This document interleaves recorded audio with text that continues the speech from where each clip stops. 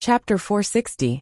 One day, after the morning assembly, a piece of news spread like wildfire in the marketplace. The emperor had agreed to the Qi kingdom's request for a duel. The duel would be held in the palace the next day. Streets and alleys, brothels. Countless people in the capital city were discussing this matter. Damn the people of the Qi kingdom. How dare they come to our capital city and behave atrociously? We should have taught them a lesson long ago. They want to challenge the entire capital city with just a few people. How arrogant. Tomorrow will be the day to avenge themselves. These days, from the officials and nobles to the commoners, everyone in the capital city had been holding their breaths. Prime Minister Qin had lost, Shirgui had lost, and the chess saint had lost. They had lost to a few nobodies from the Qi kingdom. As citizens of the Jing kingdom, they felt humiliated. Not only were they humiliated, but they also felt aggrieved. They felt aggrieved because they did not use any underhanded tricks at all. Instead, they fought fair and square. With just a few people, they had forced the Confucians to close their doors and hide in their homes, not daring to meet anyone. Even the peddlers selling steamed buns on the street felt ashamed. Now they could finally regain their dignity and regain their confidence. Everyone was looking forward to defeating those arrogant people in a fair and square manner tomorrow. The people of Qi are arrogant. With just a few people, they want to challenge the entire Jing kingdom. Tomorrow will be the first round of the duel. Is there anyone willing to accept the challenge on behalf of the Jing kingdom? Emperor Jing sat steadily on his throne in the Golden Hall, his gaze sweeping across the officials as he spoke in a clear voice. The generals looked around, their expressions relaxed, as if they did not care at all. The duel tomorrow was a battle of words, and had nothing to do with them. It was a matter for the rotten Confucians. They just had to wait and watch the show. Their true battlefield was during martial arts battles. The civil officials lowered their heads, afraid that they would be singled out. They did not dare to meet the emperor's eyes. The Qi kingdom's envoy was despicable and cunning. The old man who had said that he had played chess for a few years and only knew a little was a national player. Even the chess saint Baiyu had lost. Who in the imperial court would dare to say that they could win? Baiyu was in the prime of his life and was at the peak of his chess skills. He was publicly acknowledged as the #1 player in the Jing kingdom. Yet even he was no match for that person. Who else would dare to step forward at this moment? If they were to lose, they would become a sinner of the Jing kingdom, and their reputation would be ruined. No one was willing to take this risk. For a moment the court, which was supposed to be extremely noisy, fell into a rare silence. Is there really no one in our dynasty who dares to fight? Emperor Jing looked disappointed. In fact, when the envoy of the Qi kingdom made this request, he only had one choice. All the subjects and people in the capital, including the envoys of other countries, were watching another collision between the Qi kingdom and the Jing kingdom under the battlefield. The significance of this competition was related to the backbone of the country and the integrity of the people. It was no less important than a war. Whether the Jing kingdom would surpass the Qi kingdom again and gain great fame, or be suppressed by the Qi kingdom, and the people would suffer a setback. No matter what the result was, the Jing kingdom could not avoid this competition or the competition. Sigh. Suddenly, a sigh was heard in the silent court. A figure walked in from outside the hall trembling. He bowed to Emperor Jing twice and said, "Your Majesty, I am willing to fight." A eunuch supported the old man with a terrified face. The guards at the door did not even dare to stop him. Grand Tutor Wang. No. Your Majesty, Grand Tutor is old.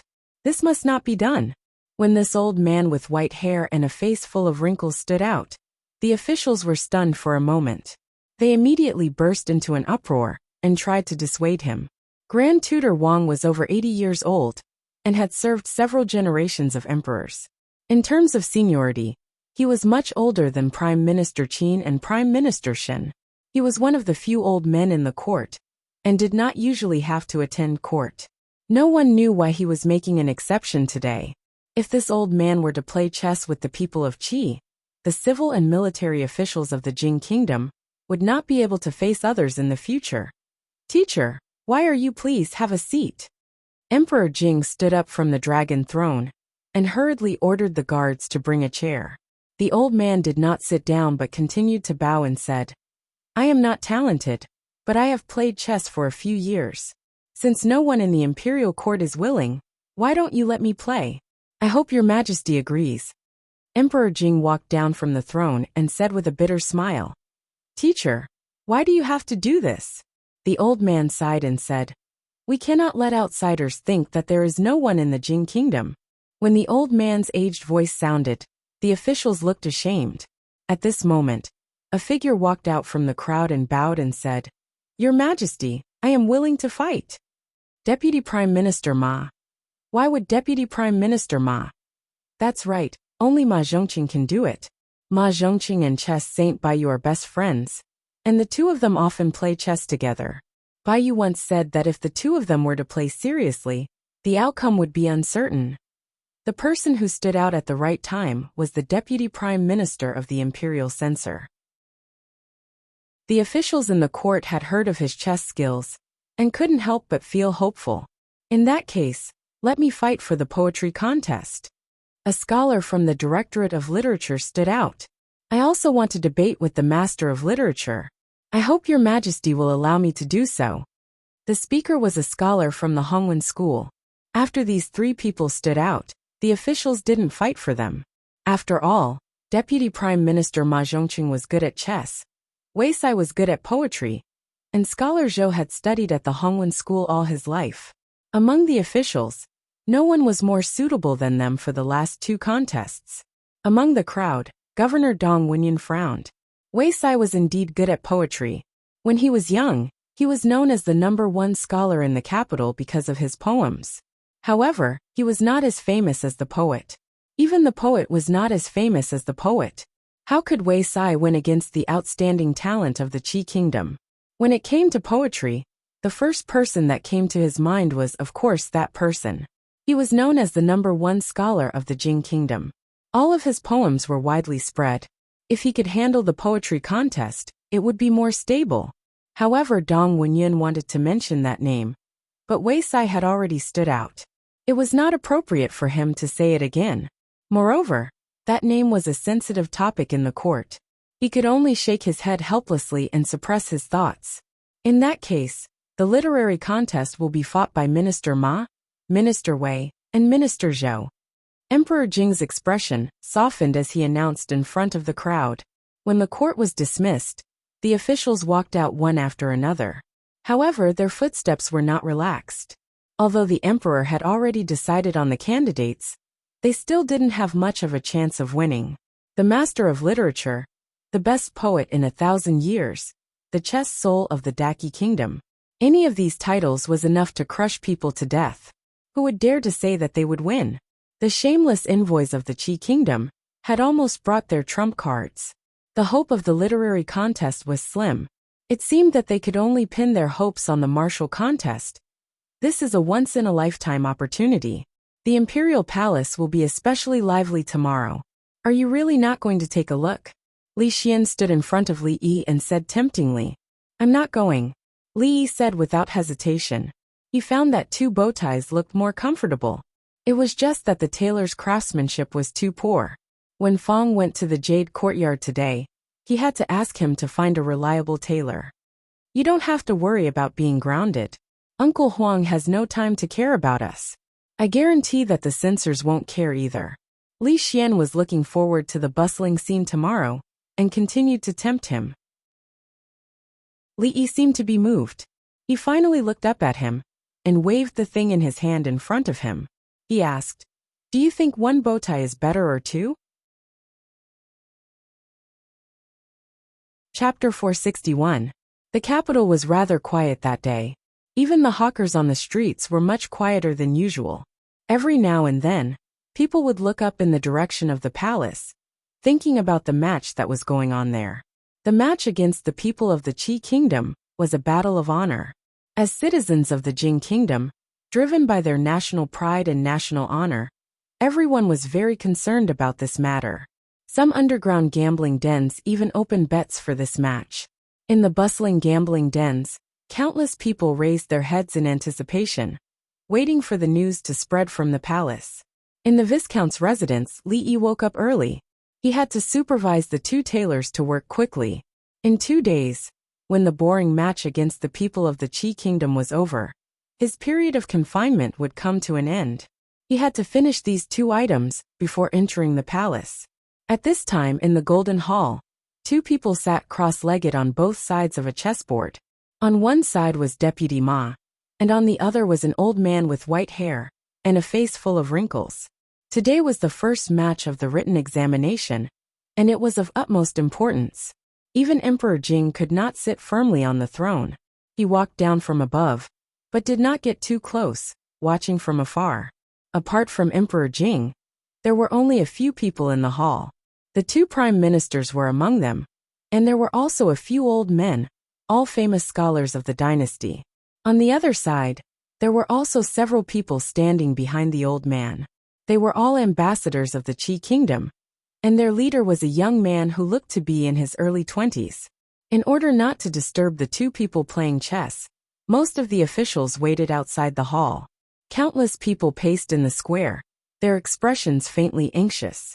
Deputy Ma was in the prime of his life. It was reasonable to say that both his chess skills and physical strength were at the peak of his life. Even Chess Saint Bayu did not dare to underestimate him. Against an old man, no matter how one looked at it, he had a great advantage.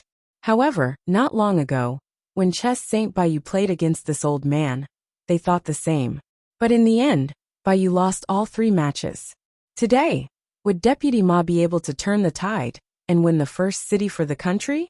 This was the worry of the officials and Emperor Jing, not something that Emperor Jin should be worried about. These are the pastries that Lady Mother asked the catering company to make. They're delicious. Do you want to try them? Prince Jin Li Han was holding an exquisite food box in his hand. He squatted on the steps of a shady place in the palace and said to the little girl sitting there with a smile on his face, "Thank you, Brother Jin. I'm not hungry."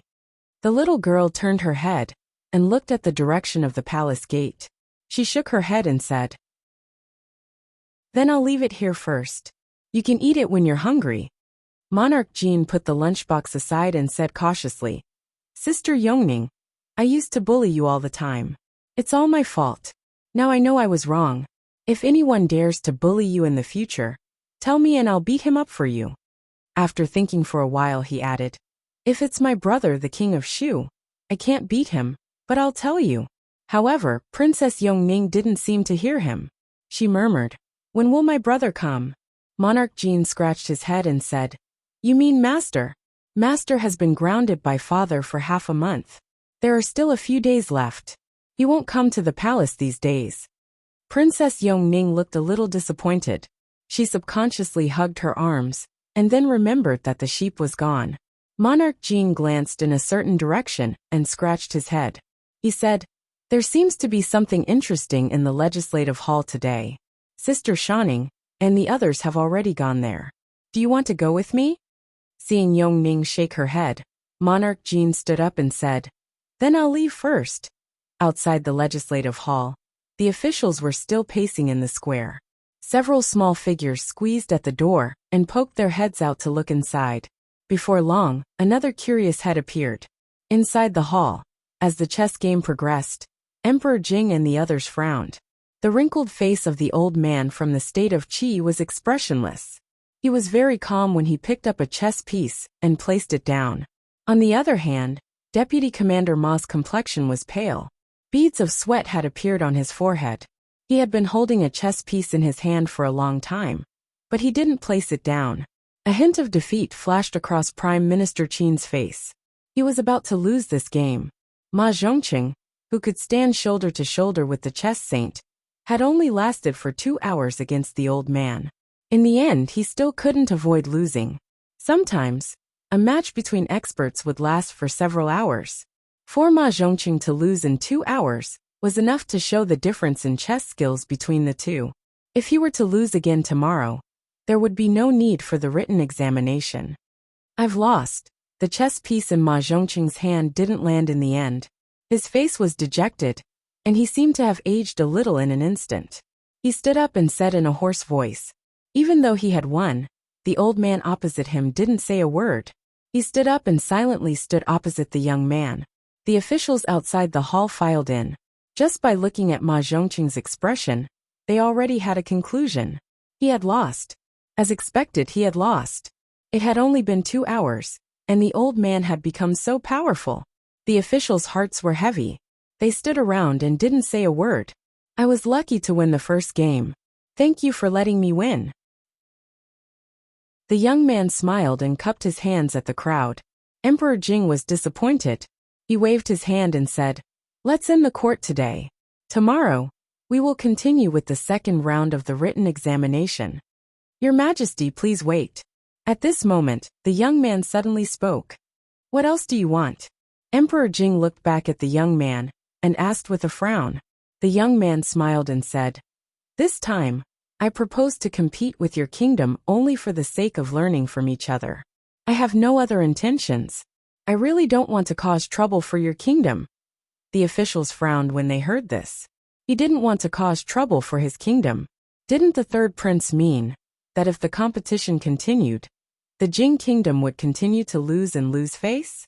Hearing this, the officials felt more ashamed and resentful than if they had lost the competition. Does the third prince really think that you will win? Before Emperor Jing could speak, Prime Minister Qin snorted coldly and said. The young man smiled and said, "Winning or losing isn't important. The purpose of this competition is to exchange and learn. If we insist on determining who is superior and who is inferior, it would lose its original meaning. I believe that even everyone here doesn't want to determine a winner and a loser, right?" The young man's words made all the officials speechless. If they had won the first round, they would not have allowed the Prince of Qi to speak so much here. The problem was that they had already lost the first round. If they lost the next round, they would not only lose their face, but also the face of the entire Jing kingdom. At that time, what would the commoners think? What would the other kingdoms think?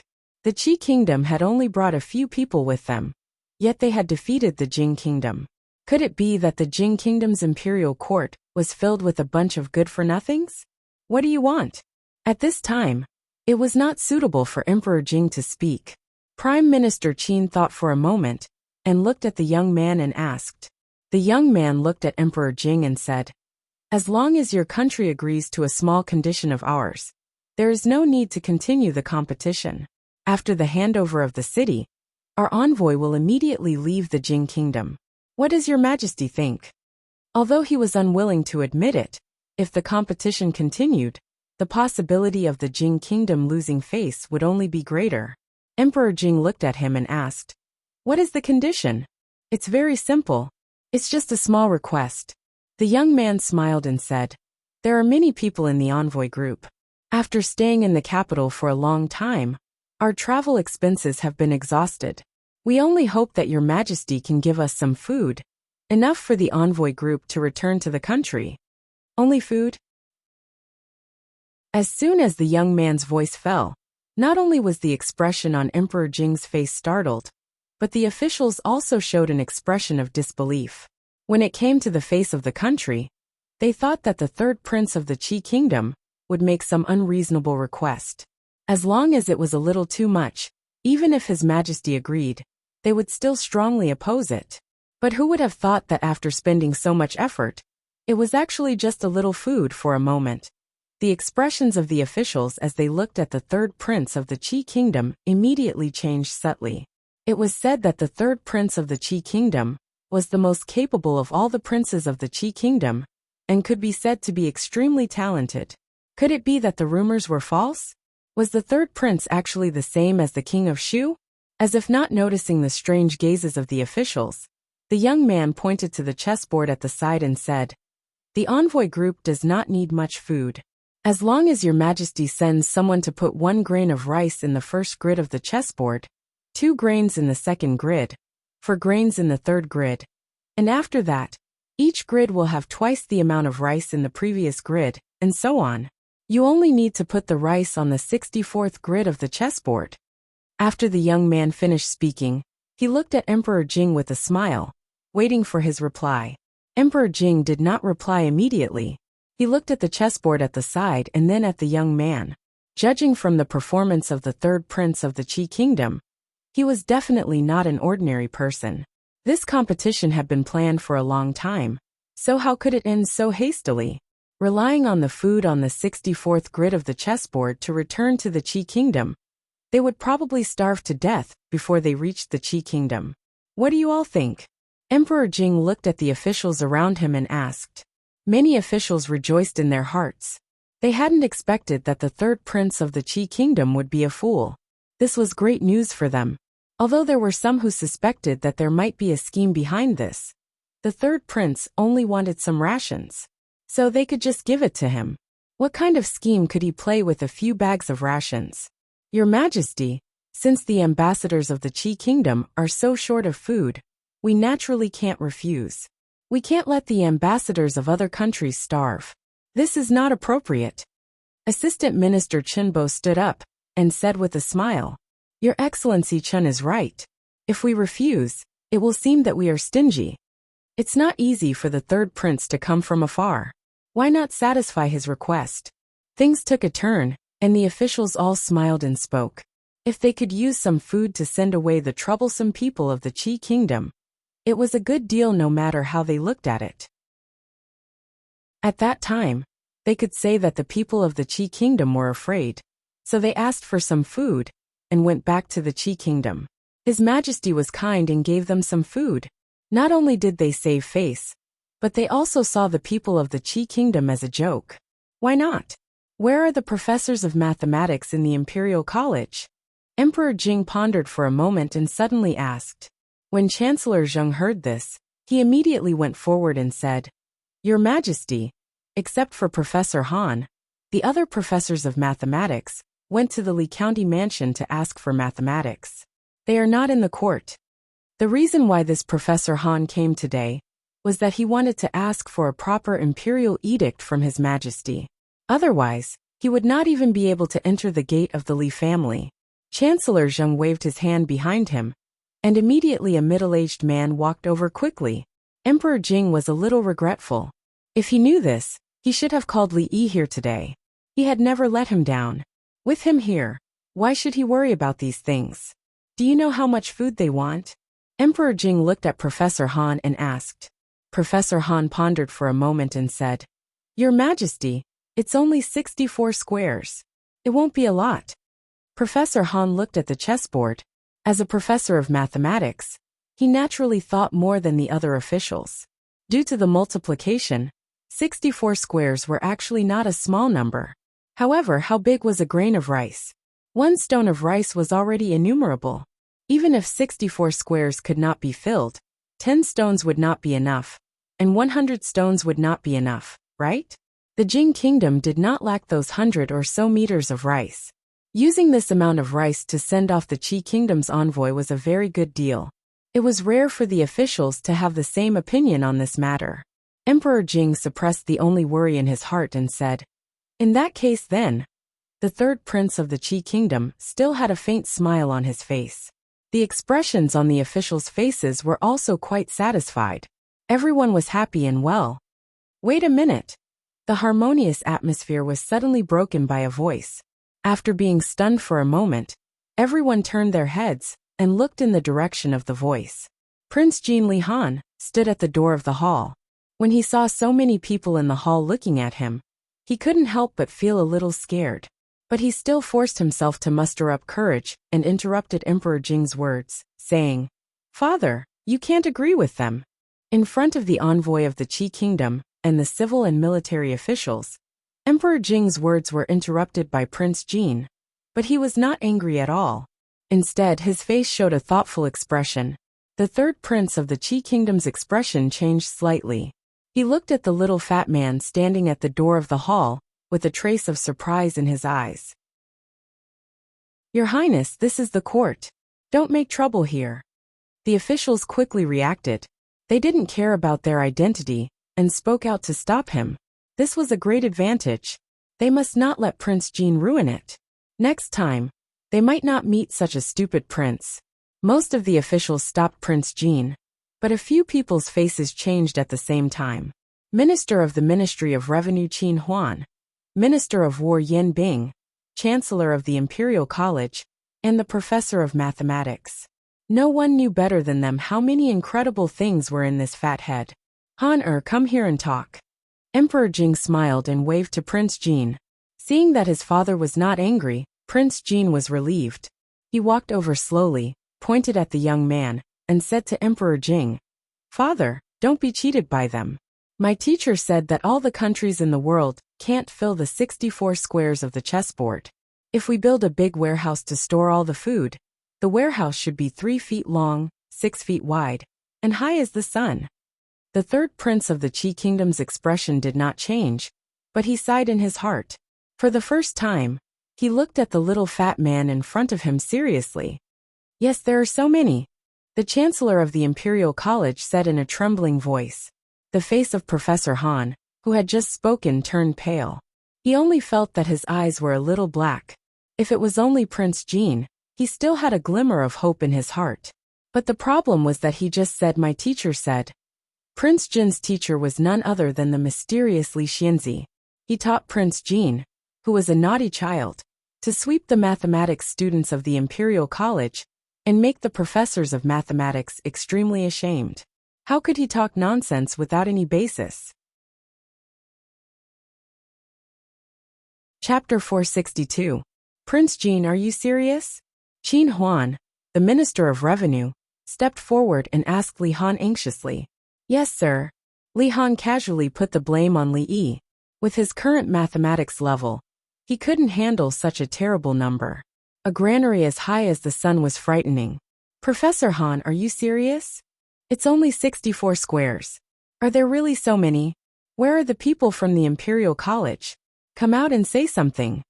After a moment of silence, the officials finally reacted when they saw the expressions of several important people. But they still couldn't believe what Prince Jean had just said. A granary as high as the sun was 30 feet long and 20 feet wide. Who was he bluffing? The sun was very far away from here. How did Prince Jean calculate this number? The only mathematics professor from the Imperial College in the court immediately became the focus of everyone's attention. Professor Han trembled and said, Since it's Li Xianzi's words, then it should be correct. Fortunately, I brought it with me." Li Han patted his butt and took out a tattered booklet from his arms. He dipped his saliva in it and quickly flipped through it. This booklet was specially made for him. There were not only strange problems in it, but also interesting stories interspersed every few pages. For Prince Jean, who often struggled in the sea of problems, this was undoubtedly a small island for him to temporarily rest on. Therefore, he still remembered the stories in the booklet. Found it, Prince Jean finally turned to a page and presented it to Emperor Jing. "Father, look, it's here."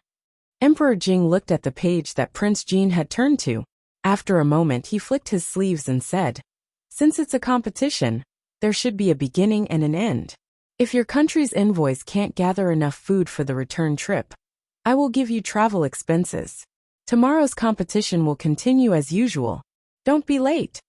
After that, Emperor Jing walked out surrounded by several eunuchs.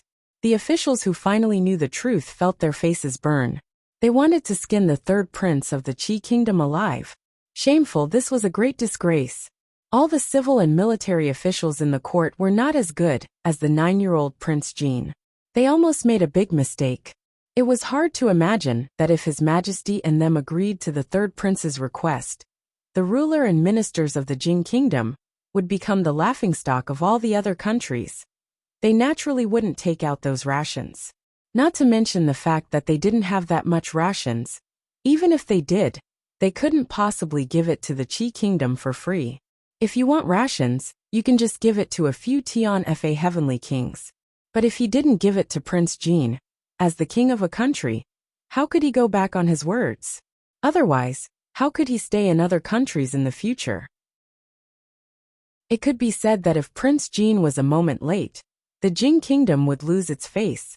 The third prince of the Qi kingdom and the envoys walked out of the Golden Palace under the baptism of the gazes of the officials.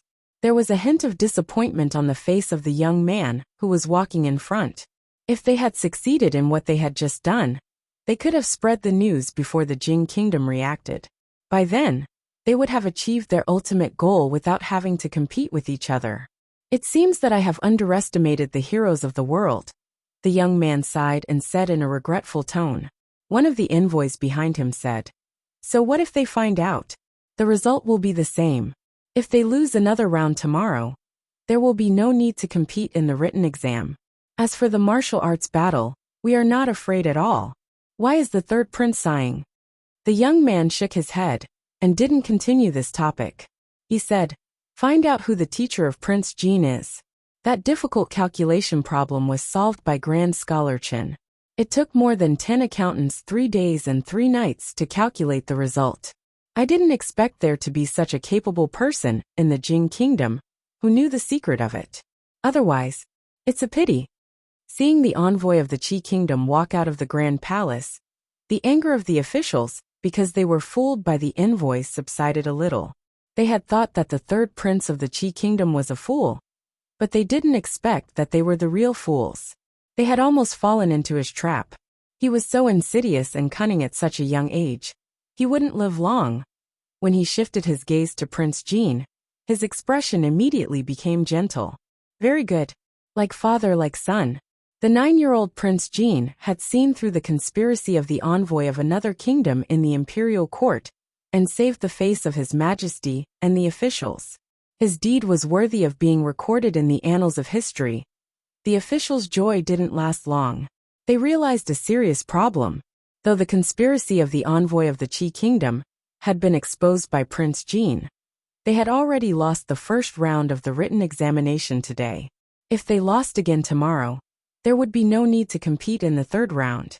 Therefore, the match tomorrow was very important. They couldn't afford to lose. Otherwise, they would lose face sooner or later. The Imperial Academy guard-size face darkened. It was his turn to compete tomorrow. In fact, he wasn't sure whether he could win or not. The greatest poet in 1,000 years. This name alone was a bit frightening. Because of the announcement of the envoy of the Qi Kingdom, the populace in the capital had already received the news before the officials left the palace. They had lost. They had lost to the Qi Kingdom in the first round of the written examination. In the gambling house, countless people were cursing at Ma Zhongqing. This defeat was not a big deal, but many of them would have to bear a huge loss. Many of them would go bankrupt. Who would have thought that the countless capable people in the capital would lose to a nameless old man from the Qi Kingdom at their own doorstep? How ironic was this? The enthusiasm of the common people was greatly dampened, and the entire capital was filled with a gloomy atmosphere. Quite a few people blamed this failure on Ma Zhongqing. Rumors spread everywhere, directly labeling Ma Zhongqing as a sinner of the country. No one knew how many rotten eggs and vegetables were thrown over the wall into the Ma Manor. The dignified deputy imperial censor was hit in the forehead by a stone thrown by a naughty child on his way home. After hearing the rumors, he fainted on the spot. Not only that, the populace also had a lot of complaints about the current emperor. Although they weren't as blatant as they were against Ma Zhongqing, they were secretly criticizing His Majesty the Emperor. As Li Yi listened to Li Xian, he reminded the two tailors of the details that they needed to pay attention to. I heard that the third prince of the Qi Kingdom had set up a trap for the emperor and the officials in the court. If it weren't for Prince Jin's reminder, we would have lost a lot of face this time. Li Xian's face was full of resentment. If we lose another round tomorrow, we'll lose completely to the Qi Kingdom in the written examination. After listening to Li Xian's narration a few times, Li Yi had a general understanding of the so-called contest. It was nothing more than a few high-level players who had played the game to the highest level, pretending to be newbies to bully a group of newbies. Of course, those who could represent the Jing Kingdom were not newbies, but it was obvious that there was still a long way to go before they could reach the highest level. The Qi Kingdom seemed to be more powerful than the Jing Kingdom in terms of economy, culture, and military. It was impossible for the Qi Kingdom to win this contest unless someone had cheated. Poor Deputy Imperial Censor Ma. Li Yi sighed. As a dignified Deputy Imperial Censor, what he cared about the most was his own reputation. This time, he was directly called a sinner of the country. It was hard to say if he could get over this hurdle. Judging from the situation, Wei Sai and Grand Scholar Zhou were in danger. Fortunately, The old emperor didn't remember him. Otherwise, he would be scolded to death by those ignorant onlookers. Summon County Magistrate Li to the palace tomorrow morning. As Li Yi was thinking of this, the Jing emperor said this while waving his hand in the Hall of Diligent Government, while holding a book of poems titled, The Collection of Bright Moon in his hand. Chapter 463. Tomorrow's contest is very important. No matter what, I plan to go to the palace to have a look. Li Xian's expression was firm. As a member of the Li royal family, he naturally valued this contest more than ordinary people. After saying that, he turned back to look at Li Yi and said, "Aren't you quite good at writing poems? Can you beat that Millennium Poetry genius? That nickname sounds scary, but I don't know if he's really that good." "Of course," Li Yi said casually. Then he turned to a tailor and said, "Just follow that painting. Don't change anything." So what if he was the best poet in 1,000 years? Fame was not something to brag about. Moreover, the development of poetry in this world had long been led into the gutter by someone. If the former Tang dynasty followed the established historical development, Li Bai Du Fu, Wang Wei Bai Juyi, any one of these people would be added with the word 10,000 years in front of their titles. King Zhong, the poetry demon, was said to be good at fusing words and galloping at the imagination. That was why he was called the poetry demon. Fortunately, Li Yi's coffin was suppressed. Otherwise, the real poetry demon would jump out and beat people up. They were the true gods of poetry. In terms of poetry, they belonged to another plane of existence compared to this world. Standing on the shoulders of so many great people, how could they not be able to kill a scholar from the Qi kingdom? If he lost, the coffins of those great writers would really be broken. That's true. Li Xian shook his head. Although he did not know much about poetry, he knew that Li Yi was very famous in Qing'an Prefecture. However, even King Zhong, the poetry demon, admitted that he was not as good as that young man from the Qi kingdom. Li Yi definitely could not do it. He had indeed asked a superfluous question. "Lord Zhu, do you think this will work?" The two tailors wiped the sweat from their foreheads and looked carefully at this strange Lord Zhu. They had never seen such a huge doll before. Not only did it have a strange shape, it also had a lot of requests. Furthermore, when they were working, this Lord Zhu was watching them and reminding them 10 times every 2 hours. No tailor could stand it. Okay, it's not bad." Li Yi waved his hand and said, "Go to Butler Li to receive your reward." The two tailors felt as if they had been pardoned, and their faces were filled with joy. This lord was not good at all, but his temperament of rewarding without a word was very popular. The two tailors thanked him for a while, and immediately went to find Butler Li. Li Xian looked at the two strange things in front of him. He didn't know what was so special about the things that Li Yi had been busy with for the past few days. "Son-in-law, the people from the Imperial College have come again." Feng leaned against the door and said, "They brought gifts this time, and they are quite heavy. I asked the gatekeeper to send a few cups of tea over, and they are still waiting outside." Li Xian asked in confusion. "Why are the people from the Imperial College looking for you? Go out and have a look." The people from the Imperial College had visited the Viscount's mansion more than 3 times, and the gifts were heavier each time. They also let the people stand outside the door and bask in the sun. It was really unreasonable. At the very least, they should see each other before basking in the sun. "Zheng Darren, do we really have to wait like this?" Outside the Viscount's mansion, a doctor of mathematics looked at the Chancellor and asked with a bitter face. The rest of the people also looked at him. This was not a slow treatment. They had been visiting for several days, and they had given countless gifts. But today they could only drink a cup of tea. They didn't even get to enter the door. No one would feel good in their heart. Wait, the Chancellor gritted his teeth. Today, Prince Jin's performance in the court finally made him clearly aware of the difference between the Imperial College and Li Xianzi. Now that His Majesty has realized the importance of the new mathematics, it was okay for the Imperial College to make a mistake once or twice.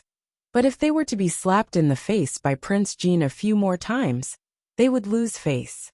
If the Imperial College was abolished, the Chancellor would definitely surpass his predecessors and leave his name in history.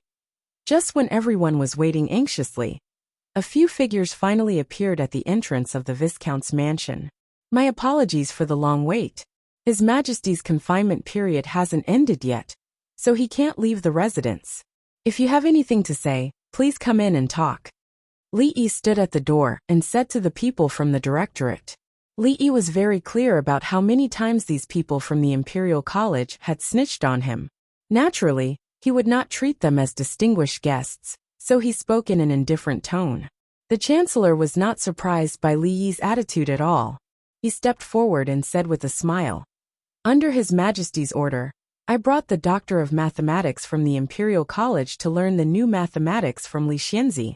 For the sake of Ahem, since it is His Majesty's order, you can listen to it in the Bowen Hall from now on." Li thought for a moment and said, how free was he to waste time teaching these people? Mathematics was a road of no return. There was only a starting point and no end. When the time came, he could just throw some unreasonable equations and mingle with calculus, and it would be enough for them to study until they retired. Thank you, Li Xianzi. So be it. At least he would feel more at ease. The Chancellor of Kingdom didn't think that County Magistrate Li would put aside his prejudice against them and teach them seriously. He didn't stay any longer. After expressing his gratitude, he left with the Directorate of Kingdom. Li Yi had already heard about Prince Jean Li Han's matter. This kid didn't let me worry about him during the holidays. He made so many things. It must be because he left too little homework.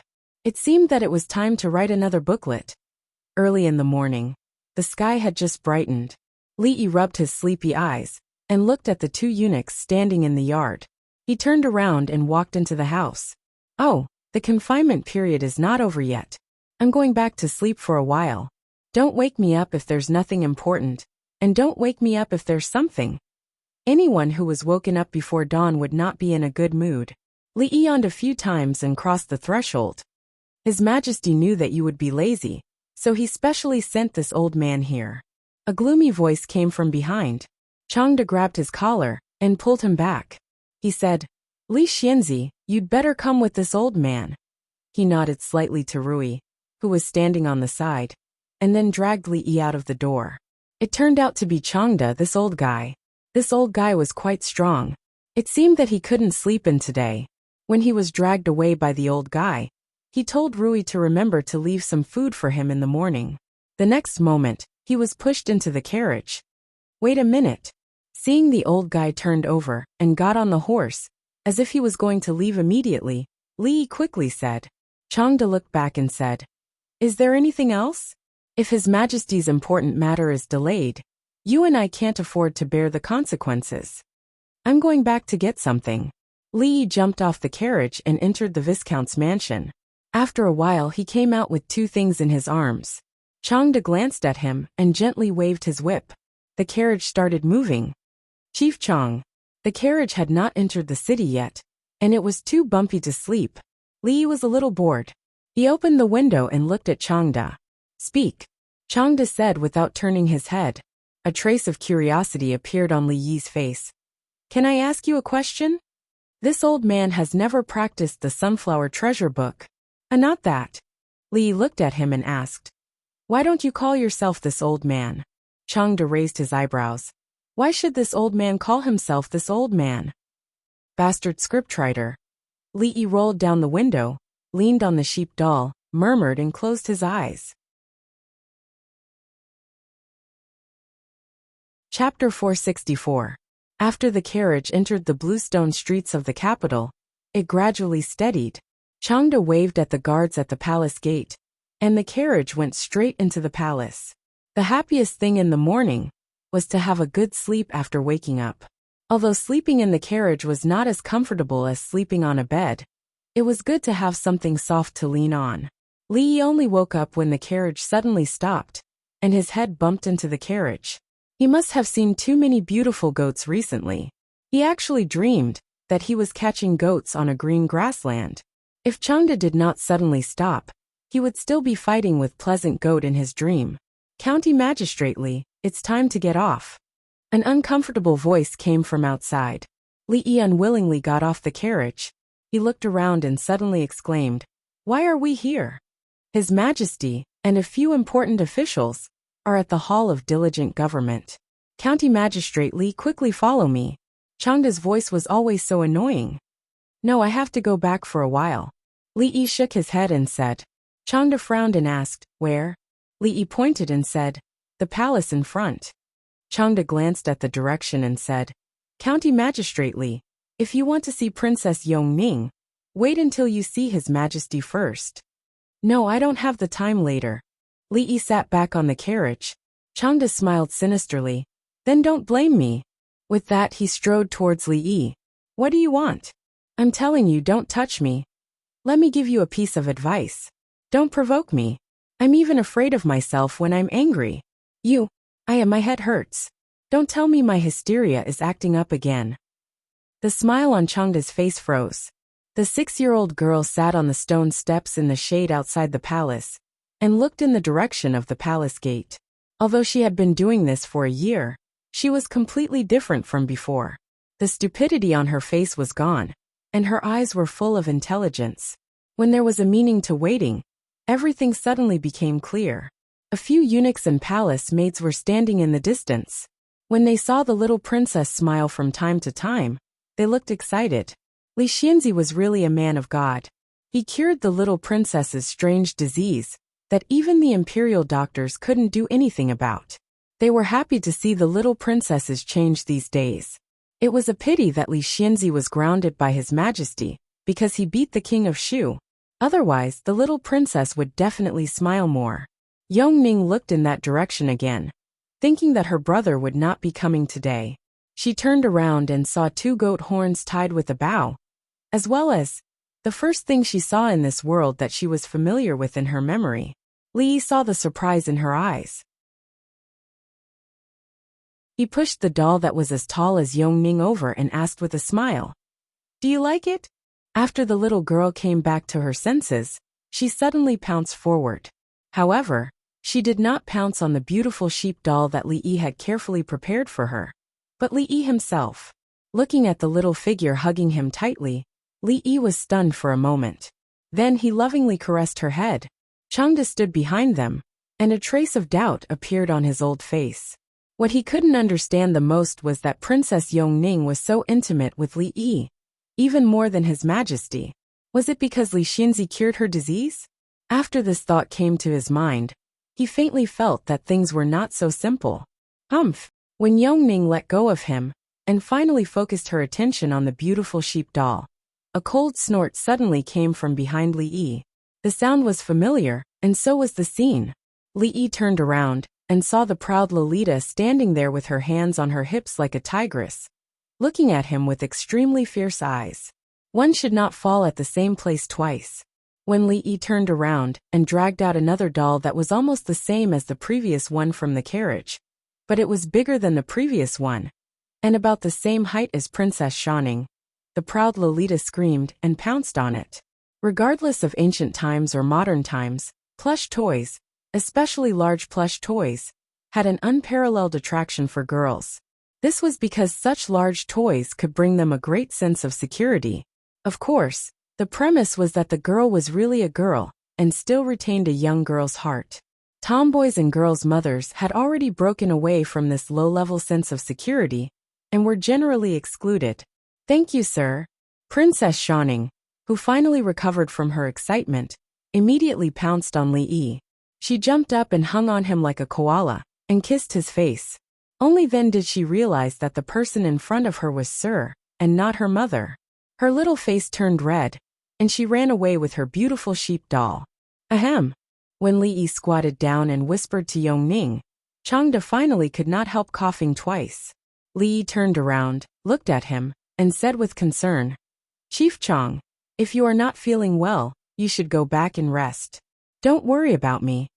The chief chamberlain's eyelids twitched, and he forcibly suppressed the surging genuine qi in his body. He said in a low voice, "Li Xianzi, have you forgotten something?" "What is it?" Li Yi looked puzzled. Crack. The green bricks under Changda's feet were broken. There was still an hour before the second competition with the Qi Kingdom officially began. Hall of Diligent Government. Emperor Jing was high up, and there were more than 10 figures in the hall, including the left and right ministers, the 6 ministers, the capital governor Dong Wenyan, Li Xian, and Imingzu were also in the crowd. Subject Wei, do you think you can win today? Emperor Jing looked at Wei Sai and asked directly. Wei Sai showed a bitter expression and said, I will do my best. Even Li Xian could tell that Wei Sai was not confident, let alone the old foxes in the court who were good at reading people's expressions. Although he said he would do his best, Wei Sai obviously did not have the confidence to win today's competition. However, to the emperor and the ministers of the Jing kingdom, they did not want Wei Sai to do his best. They wanted to win, and they had to win. Wei Sai should know the significance of this competition for us, Prime Minister Qin suddenly said and looked at him. I only have one question. What are your chances of winning? Wei Sai thought for a long time, and then said with difficulty, 30%. The hearts of the people in the hall also sank when they heard Wei Sai's words. 30% was not a number they expected. After all, they wanted 100%. However, after the poetry demon Wang Zhong admitted defeat, Wei Sai was their most capable person. If even Wei Sai only had a 30% chance of winning, the others might not even have a 10% chance of winning. As for the so-called scholars of the younger generation in the capital, in their eyes, the poems of those people were just children's tricks, and should not be taken seriously. That person is not even 30 years old. Is he really that good? Emperor Jing asked with a frown. The old man next to Prime Minister Qin stepped forward and said, Your Majesty, Zhao Xiuwen is very famous in the Qi kingdom, and he is known as the first poet in 1,000 years. Although this is exaggerated, it is enough to show his talent, and talent, in the way of poetry, is often more important than hard work. Hearing Prime Minister Shun's words, the dozen or so officials in the court felt very depressed. Why did they have to meet such a rare freak of 1,000 years? Why did the Jing kingdom not have such a freak? Dong Wenyan's lips moved. He wanted to say that everyone, including His Majesty, had neglected one person. As the former magistrate of Qing, he knew the boy's talent. Did they really think that Su Xuezheng's evaluation of him, as the first scholar of the Jing kingdom, was a joke? However, Wei Sai was still there, and in front of so many officials, it was not good for him to say these words. Emperor Jing sighed helplessly and said, Could it be that in this big capital, there is really no one who can beat that Zhao? Your Majesty, Li Xianzi has arrived, and he is waiting with Princess Yongning outside the hall. Just as Emperor Jing's voice fell, Changde walked in from outside and said loudly, Chapter 465. Seeing Li Yi holding Yongning's hand and walking in from outside, Emperor Jing was a little depressed. His daughter was even more intimate to an outsider than herself. For a father, this was not something to be happy about. However, thinking that if it wasn't for Li Yi, her soullessness would not be cured, he was afraid that he would not be able to hear her call him imperial father. Until he died, he felt much better. Yongning, come to imperial father. Emperor Jing waved to Yongning with a pleasant face. The little girl looked up at Li Yi, and then walked up with small steps.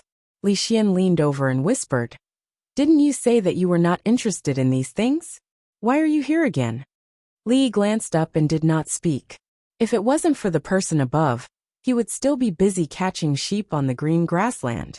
How would he have time to care about these things? Li Xian did not have a chance to say a second sentence to Li Yi. Dong Wenyan walked over and whispered, This time, I recommended you to His Majesty. Tell me the truth. What do you think of Zhao Xiuwen of the Qi kingdom compared to you? Only then did Li Yi know why he was suddenly summoned to the palace during his confinement. It turned out that he was betrayed by this guy. After all, they came from the same place. Wouldn't his conscience hurt if he betrayed his hometown? Li Yi did not answer Dong Wenyan because after Emperor Jing let Princess Yongning sit down next to him, he directly asked Li Yi, This is urgent. I will not say more. I just want to ask you one thing.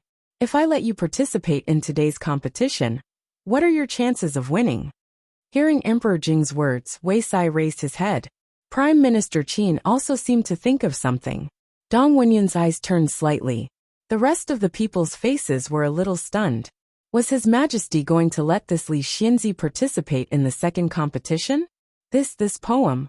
I actually only know a little about it. Li Yi was taken aback when he heard that. He said slowly, moreover, writing poems and lyrics depends on the state and mood of the moment. There's no such thing as confidence. Young Li is right. Old General Shui, who had been dozing off while leaning against the pillar, finally opened his eyes. He waved his hand and said, "Isn't it just 2 poems? What's there to compare?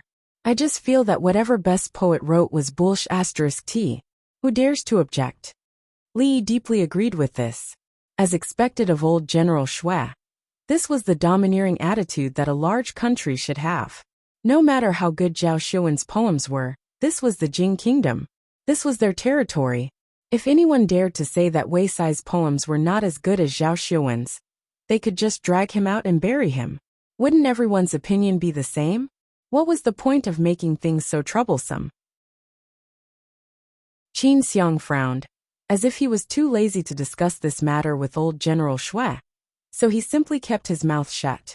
All the civil officials had bitter smiles on their faces. Since ancient times, there was no first in literature. Everyone had their preferences. Old General Shui's words seemed reasonable. But did he think that all the civil and military officials in the imperial court, including the emperor, were as shameless as him? General Shui's words are wrong. If it were true, then wouldn't our Jing kingdom become the laughingstock of all the other countries? The Minister of Rights, an old man with white hair, said with a frown, "Let's see who dares to laugh." Old General Shui glared, and the Minister of Rights swallowed back his words. Jing Di patted Yong Ning's head. Seeing the atmosphere in the hall become chaotic again, he rubbed his chest and felt suffocated again. In the end, he did not sleep enough in the morning. Li Yi yawned and prepared to take advantage of their discussion to close his eyes and take a nap. Suddenly, he felt someone tugging on his sleeve. Emingzu walked to his side and looked at him. She said, "We cannot lose today. Be more serious, I know you have a way. Keep a low profile, keep a low profile." Li Yi stretched out his hand and gestured for her to lower her voice. Old General Shui's way was the best way. Fists were the hard way.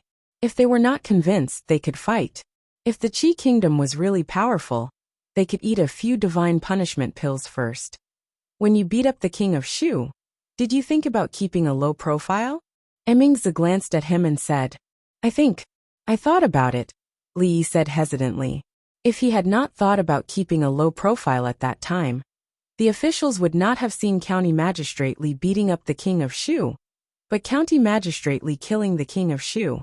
County Magistrate of Chang and Li Yi, follow me. Jing Di suddenly stood up and pointed at Li Yi. After he finished speaking, he walked towards the back of the palace. Li Yi was startled for a moment. He looked at Li Xian, and then at Li Mingzhu. Seeing that they were also puzzled, he could only follow them in confusion. Behind the Hall of Diligent Government was the garden that Li Yi often visited. When Li Yi followed Changde to the garden, he saw Jing Di standing in the stone pavilion in the garden. Is there really no chance of winning? Jing Di looked back at him and asked.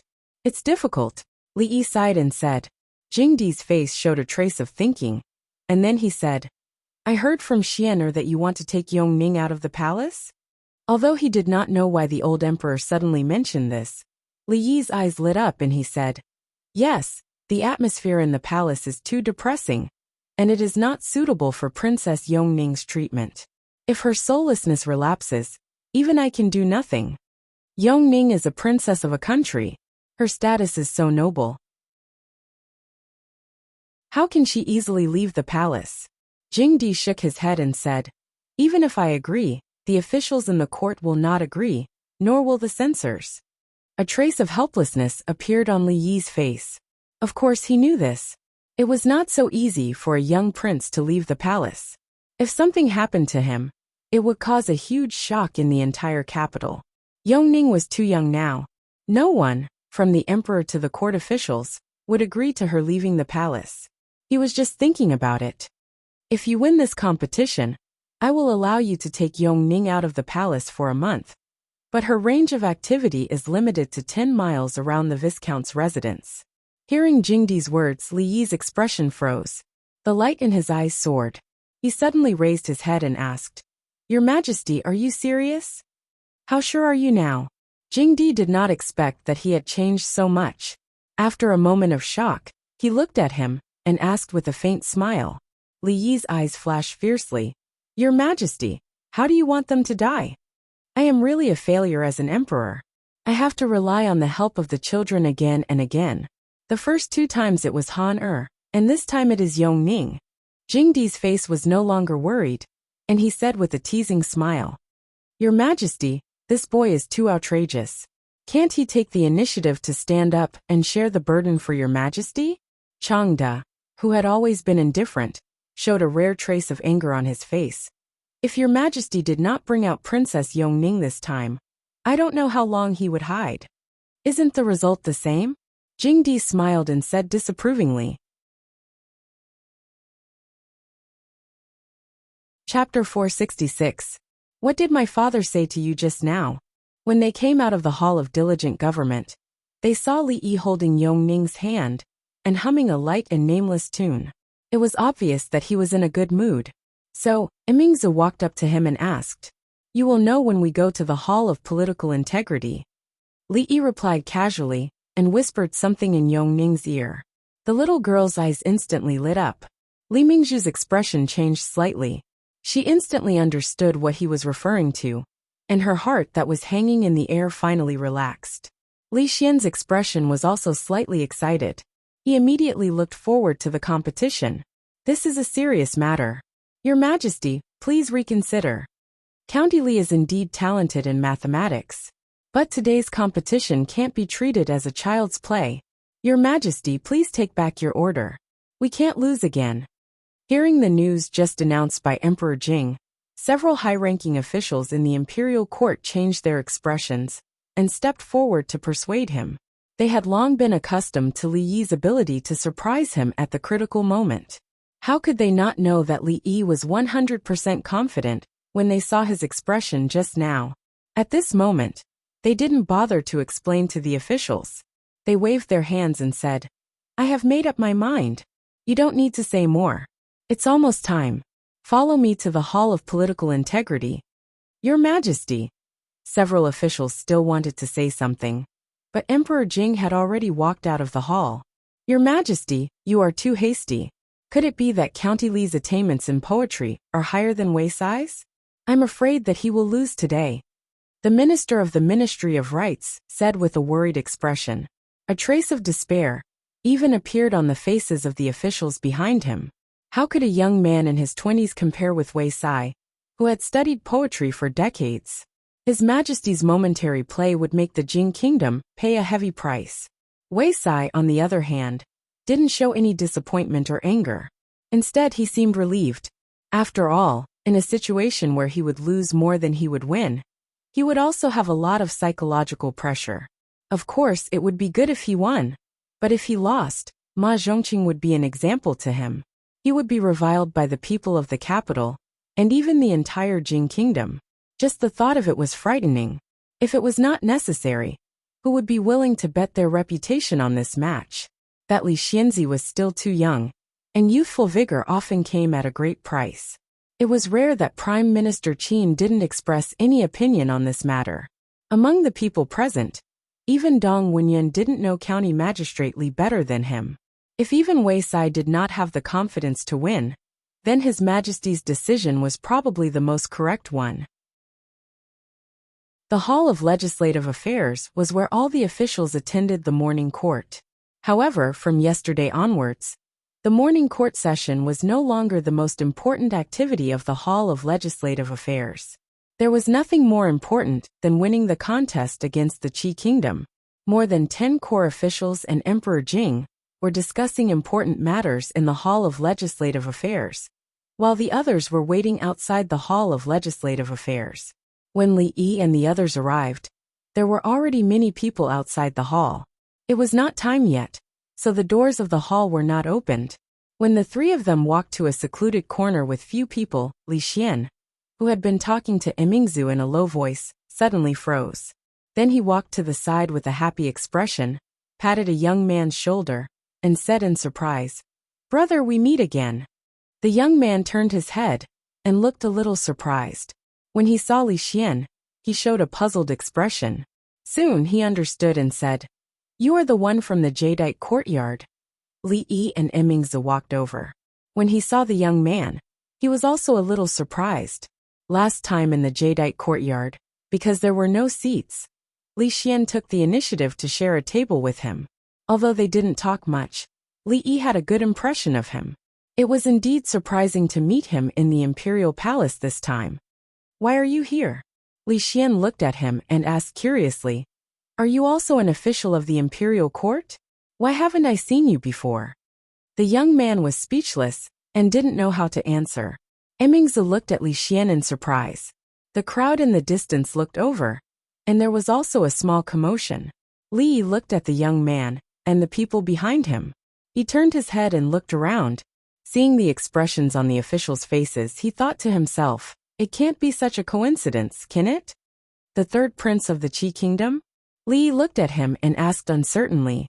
At this special time, he was excluded by the officials of the Jing kingdom. These people clearly saw him as their leader. Other than the famous third prince, there seemed to be no one else. "Brother Li, we meet again." The young man smiled and cupped his hands in salute to them. Li Xian was stunned and didn't recover from the surprise for a moment. Li Yi saluted the young man and pulled on Li Xian's sleeve, pulling him to another place. This was not a suitable occasion to get close to the young man. "The person with them seems to be the eldest princess of the Jing kingdom. Do you know them, third prince?" After Li Yi and the other two left, an old man came up and asked. The young man smiled and said, "I've met them once. They are two interesting people." He didn't continue on this topic and asked, "The second round of the competition is about to begin. Brother Xiuwen, are you ready?" The other young man leaned against a pillar and was engrossed in a book. He didn't answer. The third prince of the Qi kingdom shook his head. The poetry addict was indeed a poetry addict. On the other side, Emingzi looked at Li Yi and Li Xian suspiciously. Before she could ask the question in her heart, there was a sudden commotion. Not far away, Jing Di, accompanied by Xiang Qin and the others, slowly walked over. The officials looked excited and followed Jing Di into the main hall. The third prince of the Qi kingdom looked at the young man behind him and said, "Let's go." The young man stood up and closed the book in his hand. He looked in the direction of the main hall and smiled. "I hope today's competition will be interesting." The court was strangely quiet. It wasn't because they were worried that the noise would affect the competition, but because of the decision His Majesty had just announced. The candidate for this competition was not Wei Sai, but Li Xianzi.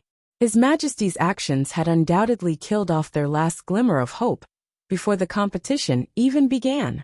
If the envoy of the Qi kingdom was not in the hall, the Golden Hall would have been in chaos. The crowd looked at Li Yi with confusion, pity, and even resentment. But no matter what kind of emotion they had no hope for the result of today's competition. Li Xianzi. An imperceptible light flashed in the eyes of the third prince of the Qi kingdom, but it quickly disappeared. As for the young man, he looked slightly regretful. He waited for the third prince to draw a stick from a bamboo tube. When he saw the word dusk on it, he closed his eyes and pondered. Naturally, this poetry competition would not be free to express themselves. There were dozens of sticks in the bamboo tube, with different contents written on them, such as expressing one's feelings and expressing one's feelings. Whichever one was drawn, the two would use it as the topic and compose a poem respectively. Comparing similar poems, it would naturally be easier to distinguish who was better. Of course, everyone had their own style of poetry. In order to eliminate chance and ensure fairness, 3 lots would be drawn for this competition. The moment the young man closed his eyes, Li Yi had already walked to the table and dipped his brush in ink. Under the shocked expressions of the officials and the envoy of the Qi kingdom, he wrote decisively. So fast. Could it be that he was prepared? That's not possible. The stick was drawn by the third prince of the Qi kingdom. Before this, no one knew the topic unless... Cough, cough. Lord Zhu, be careful with your words. The officials seemed to have thought of something in their shock. Their expressions became strange. They looked at each other, and then returned to normal. When the envoy of the Qi kingdom saw this, he naturally thought of something. The expression on his face became somewhat uncertain. Only the third prince's expression was indifferent. When he had drawn the lots, he had already checked them carefully. Every single lot had a different content written on it. Unless he had prepared dozens of excellent poems that could surpass Zhao Xuan's within a day. But that was simply impossible. At this time, he did not care about the poems. He was thinking about something else. His gaze on Li Yi became deeper. After a while, Li Yi put down his brush. Immediately, a eunuch came forward and posted the poem he had written on the paper. At this time, Zhao Xuan of the Qi kingdom had not opened his eyes. The officials naturally looked over at him. They were first shocked by the elegant semi-cursive script. It was said that the county magistrate of Chang and had great attainments in calligraphy at such a young age. At this moment, they realized that the rumors were true. It must be said that at this moment, a glimmer of hope was ignited in the hearts of the officials. Then, when they read the poem, their hope was mercilessly extinguished again. It's not easy to reach such a level in such a short time.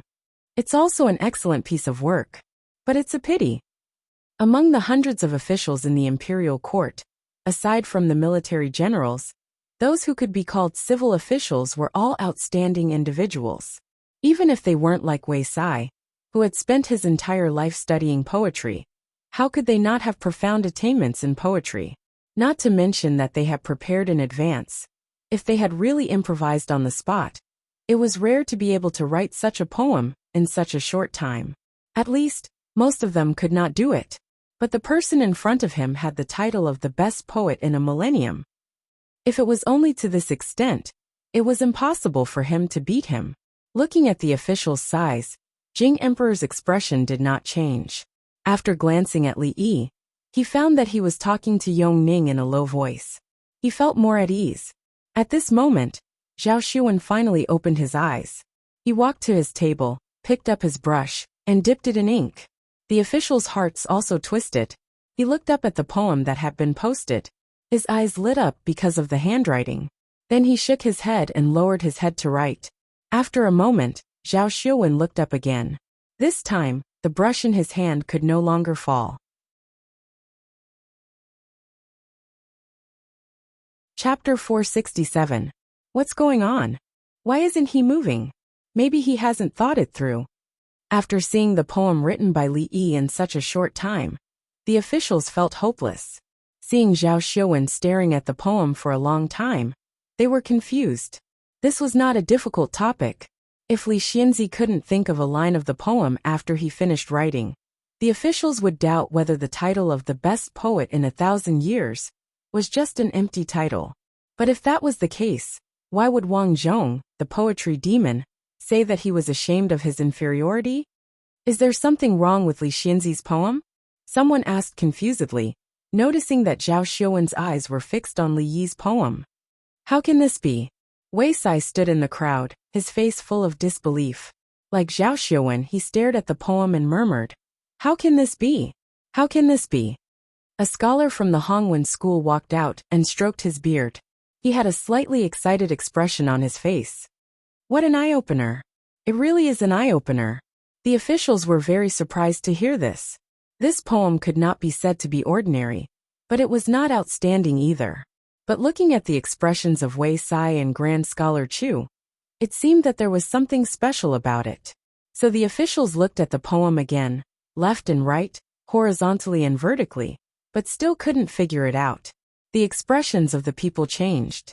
Could it be that Wei Sai, Grand Secretary Chu, and Li Xianzi's attainments in poetry had reached an unfathomable level that they couldn't even understand?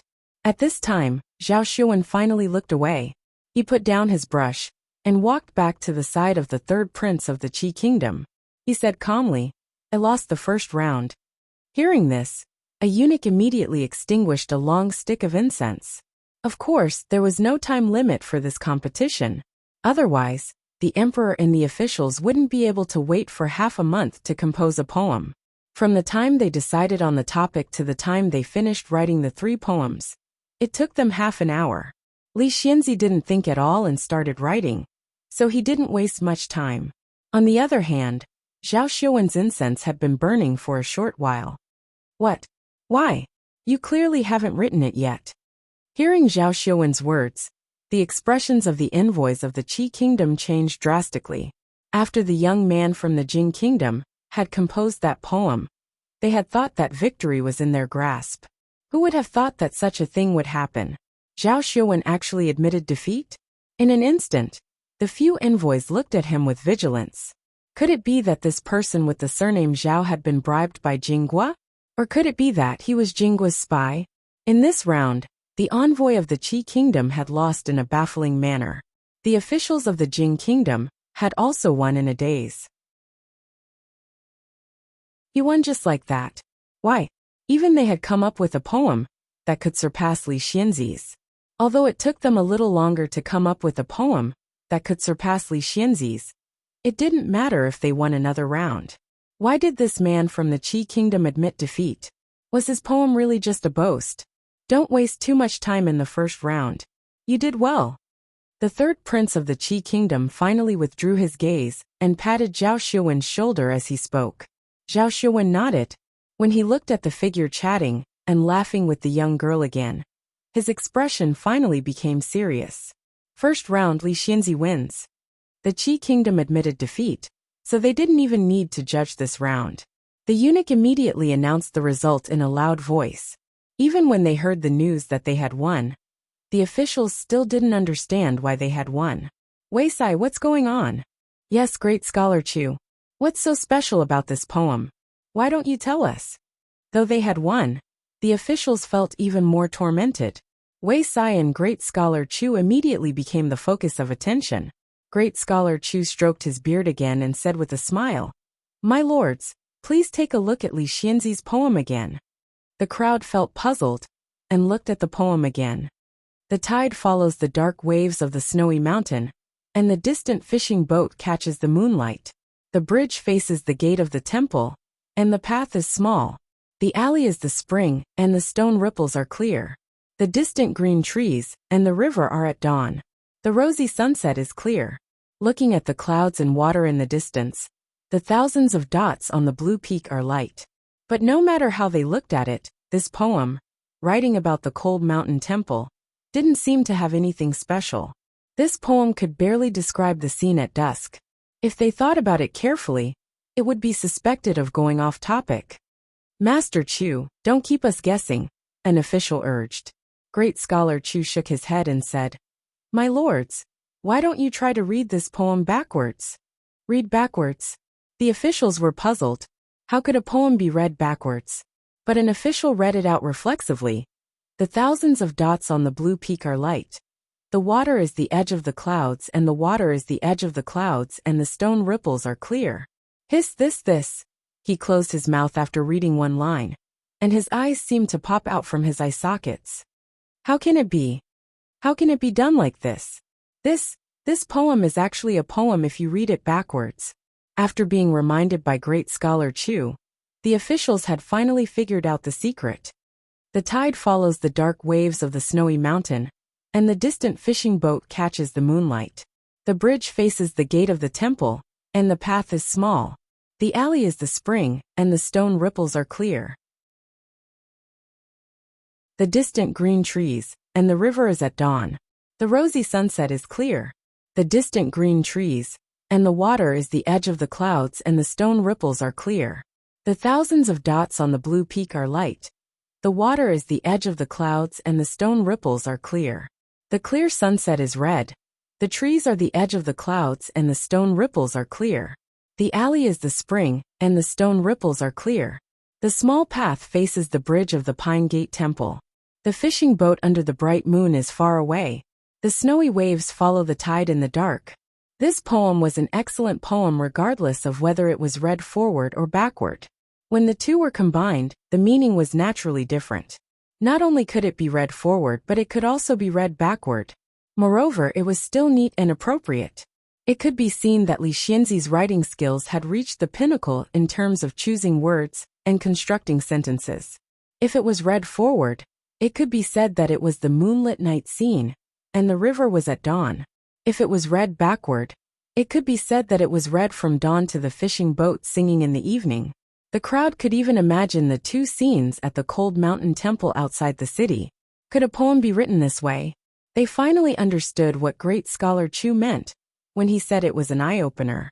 They had lived for dozens of years, and this was the first time they had seen such a marvelous poem. It was no wonder that Zhao Xuan gave up after taking a look at it. Even if he was given 10 or 100 incense sticks, he might not be able to do it, let alone one incense stick. At this moment, the officials looked at Li Yi in a different way. He could write such a poem that had never been seen before. Even if he had prepared beforehand, how bad could his poetic talent be? Perhaps they really had a chance of winning today's contest.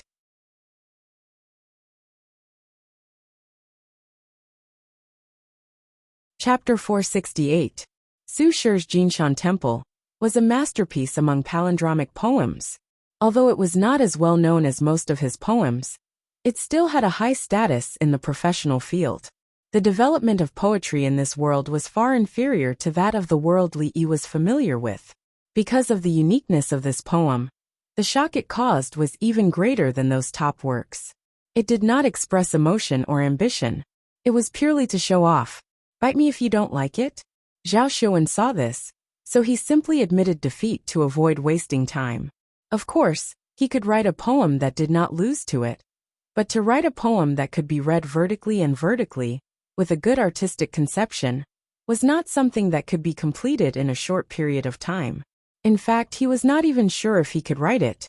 If this poem really came from the young man in front of him, then his mastery of words must have reached a terrifying level. Jingdi's expression was calm. He sat on the dragon throne and gave people a feeling that everything was under his control. The officials were relieved. The emperor was indeed the emperor. It turned out that he had a plan to replace Wei Sai at the last minute. The third prince of the Qi kingdom patted Zhao Xuan's shoulder and comforted him. I did not expect Li Xianzi to have such profound attainments in poetry at such a young age. Just try your best. There is no need to worry too much about winning or losing. I am very happy to have met an interesting opponent. Zhao Xuan smiled as if he did not care at all. At this time, the two eunuchs had already lit their incense sticks. The third prince of the Qi kingdom had drawn the first stick. The second one was naturally the Jing kingdoms. Prime Minister Shen casually drew a stick from the bamboo tube. After glancing at it, he looked at the two and said, Duanwu. It was not difficult to write poems about festivals. Every year, there would be countless of them. But because they were so common, it was especially difficult to stand out from them. The atmosphere in the hall was quiet. The officials held their breath and tried not to make a sound. Zhao Xuan closed his eyes again. The officials in the court had already investigated him. When he wrote poems, he liked to close his eyes and meditate. When he opened his eyes, it was the time when the poem was completed. Because it was too quiet in the hall, the sudden footsteps were especially clear. When the crowd saw Li Xianzi walk to the table and start writing, their expressions froze again. From the time Prime Minister Shen announced the topic to the time he walked to the table, it was only a few breaths of time. In such a short time, he actually thought of a poem? No matter how high his attainments in poetry were, it was impossible for him not to think. All the officials had strange expressions on their faces and sighed inwardly. Even if His Majesty really had made arrangements, this county magistrate Li should have acted more realistically. With such poor acting skills, he couldn't even fool them, let alone the people of the Qi kingdom. His Majesty really found the wrong person this time. Which of the officials couldn't act better than County Magistrate Li? Under everyone's gaze, Li put down his brush and said in his heart, Mr. Dongpa, I'll borrow your poem again. I hope you won't mind. The eunuch immediately hung up the paper, the ink still wet. This time, when the officials looked over, their expressions were completely different from before. Different from the previous poem, this one didn't deliberately show off. Whether it was the content or the form, it was recognized by countless people as the mainstream. Huanxi Sha Duanwu. Light sweat slightly penetrates the blue wan. Ming Dynasty Duanwu baths fragrant orchids. Fragrant blossoms fill the clear river. Colorful threads gently wrap around the red jade arm. Small talismans hang diagonally from the green cloud. Beautiful people meet for 1,000 years. The few lines of the poem not only vividly displayed the folk customs of the Duanwu festival, but the last line was the finishing touch. Beautiful people meet for 1,000 years. This was probably the longest and truest promise, right? He just didn't know who this beauty was. Could she be his wife? No one knew when Zhao Xiuwen had opened his eyes, but he didn't immediately start writing. Instead, he walked over to Li Yi, cupped his hands and asked, "I am Zhao Xiuwen. May I know your name?" All the officials were surprised. At this moment, Zhao Xiuwen didn't write a poem, but came over to get close to Li Yi. Li Yi. Li Yi cupped his hands. He thought to himself, "Hurry up and write. Once you're done, we can end this boring competition. If this goes on, Master Dongpa's coffin won't be able to hold on any longer."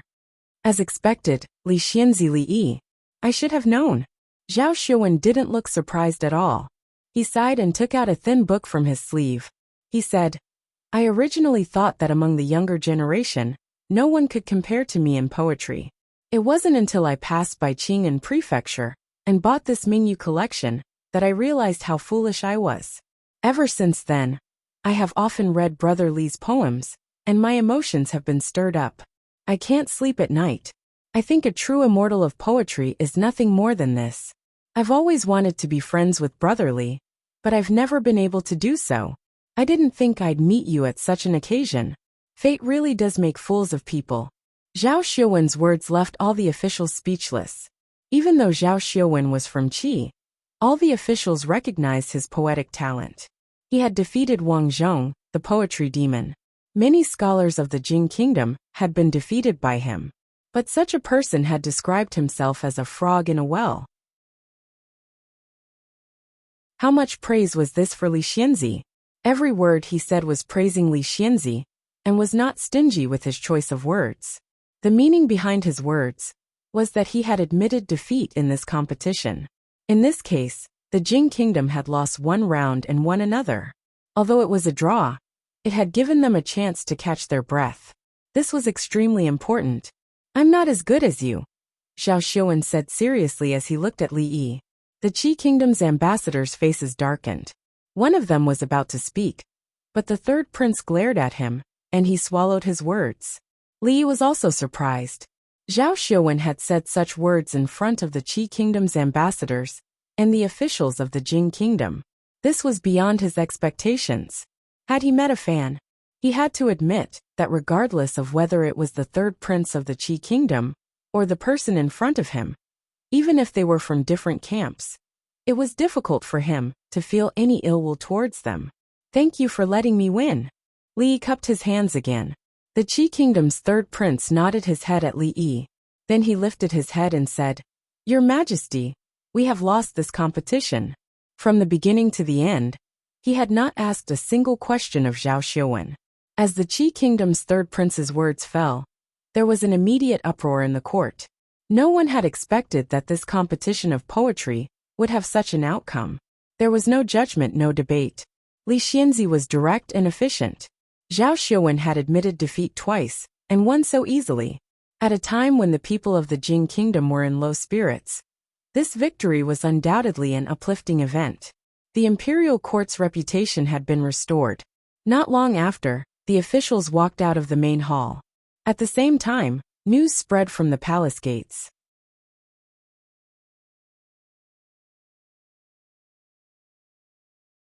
Chapter 469.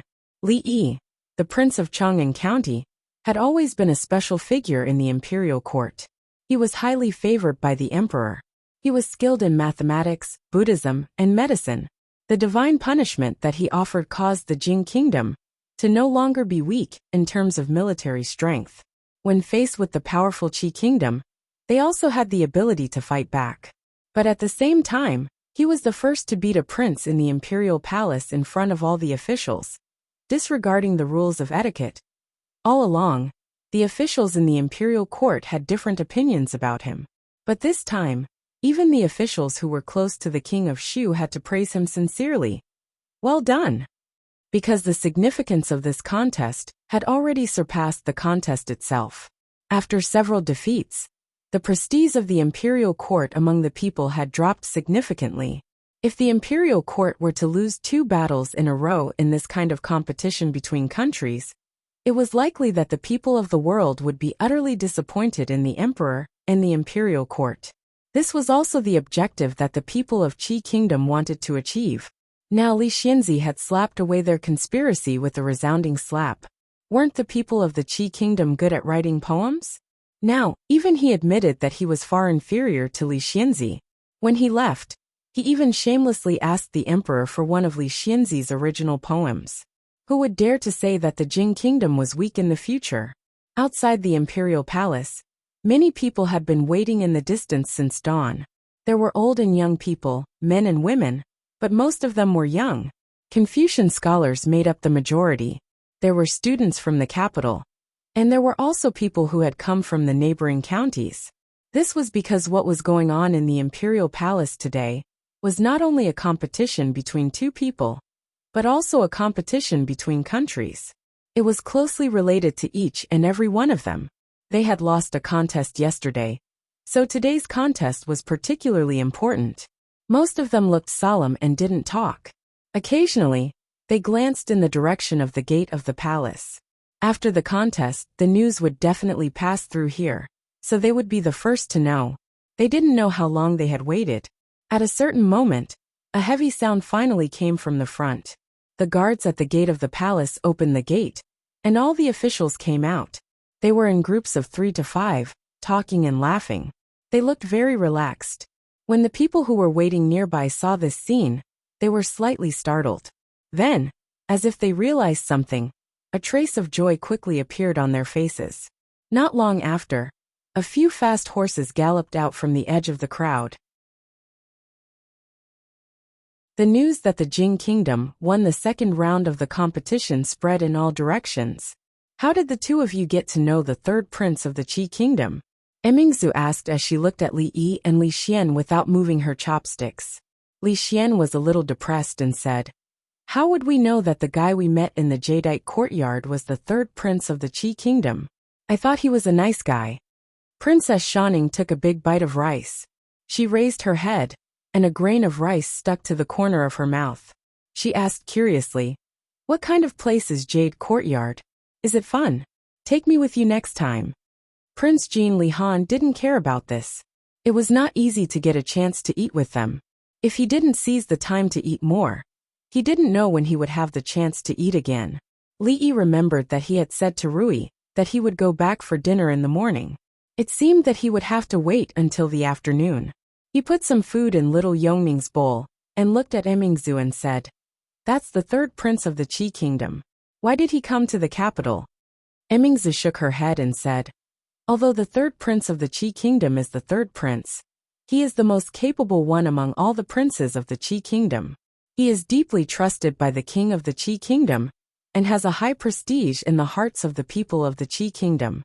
The series of things against the Jing Kingdom should be planned by him." Li nodded. The 3rd prince of the Qi Kingdom did have his outstanding points. He came to the Jing Kingdom with a few people with the envoy group of the Qi Kingdom and forced the old emperor and all the officials in the court step by step. It was enough for him to boast for the rest of his life when he went back. Not to mention other things.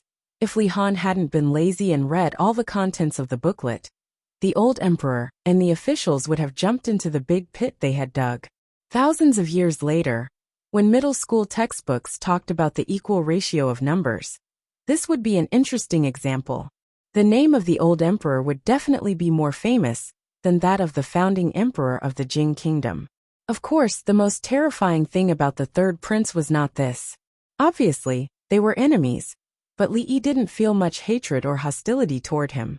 Was this the legendary personal charm? If he became the king of the Qi Kingdom in the future, the Jing Kingdom would be in danger. The king of Shu was an idiot who only knew how to hold parties. He couldn't be compared with that young man at all. If this went on, once the old emperor died, the Jing Kingdom would not be far from destruction. County Magistrate Li, His Majesty wants to see you. The reason why Changde wasn't well liked was because he always appeared at the most inopportune time. Li put down his chopsticks touched Yongning's head and said, "I'll go out for a while. I'll be back soon." Then he stood up and walked straight outside. Changde had never seen him so straightforward. He was a little stunned for a moment. "Let's go. What are you waiting for?" Standing outside the door, Li looked back at Changde and urged him. "County Magistrate Li seems to be in a hurry this time." Changde's voice was always gloomy. "Why do you think His Majesty wants to see me this time?" Li asked curiously. Changde said indifferently, "How can servants like us know His Majesty's thoughts?" A eunuch who didn't know how to figure out His Majesty's thoughts was not a good eunuch. With Changde's intelligence, how did he climb to the position of Chief Chamberlain? Could it be that he got in through the back door? Could it be that His Majesty is so happy that he wants to reward me with something after winning the competition with the people of the Qi Kingdom? I don't want money this time. If I can become a duke, I can consider it. Changde glanced at him and said, "Stop dreaming. Go in." When Li Yi walked into the Hall of Diligent Government, Emperor Jing was not reading the memorials. Instead, he stood in front of a table and looked at something with interest. All right, there is no one else here." Emperor Jing waved his hand and turned to look at Li Yi. He asked, "How did you come up with this poem in such a short time?" Li Yi glanced at the table and found that it was the first palindrome poem that he had just copied. The second one had been taken away by Zhao Xuan in front of the officials. Li Yi thought in his heart that great layperson Su's coffin must be suppressed. He said, "Your Majesty, I don't know why, but when I saw the title, this poem suddenly appeared in my mind." Emperor Jing was stunned for a moment. He shook his head and said, "Forget it. Even Zhao Xuan said so. I think I have underestimated you. I promised you that if you can win this competition, I will allow you to take Yongning out of the palace for a month. An emperor does not go back on his words. When this matter with the Qi Kingdom is over, I will fulfill my promise." The old emperor still kept his promise. This was a good deal. As Li Yi was thinking this, he heard Emperor Jing ask again, "Are you familiar with the scriptures? If you were to go and debate with the great scholar of the Qi Kingdom, how confident would you be?" Li Yi was stunned for a moment and shook his head. "Your Majesty, you know that I only know a little about poetry. I really don't know anything about the scriptures. Otherwise, I would not still be a scholar. If Prime Minister Qin and so many great scholars could not do it, I would not be able to do it." Jing Di nodded his head. He was just asking casually. It would take at least 10 years to deeply understand the meaning of the scriptures, and if one really wanted to master it thoroughly, one would need to exhaust his entire life's energy. If even the grand scholar of the Hongwen school could not do it, then no one could win. In short, this time, he could not pin his hopes on Li Yi. "You can leave first. I let Yongning out of the palace to treat her illness. I will not use this as a condition. When this matter is over, I will reward you. I will take my leave." Li Yi cupped his hands and turned to walk out of the hall. Emperor Jing looked at his back as he left. A thoughtful expression appeared on his face. He suddenly said, 2 months. Li Yi's footsteps stopped. After a moment, he turned his head and asked doubtfully, "Your Majesty just said, what scriptures?"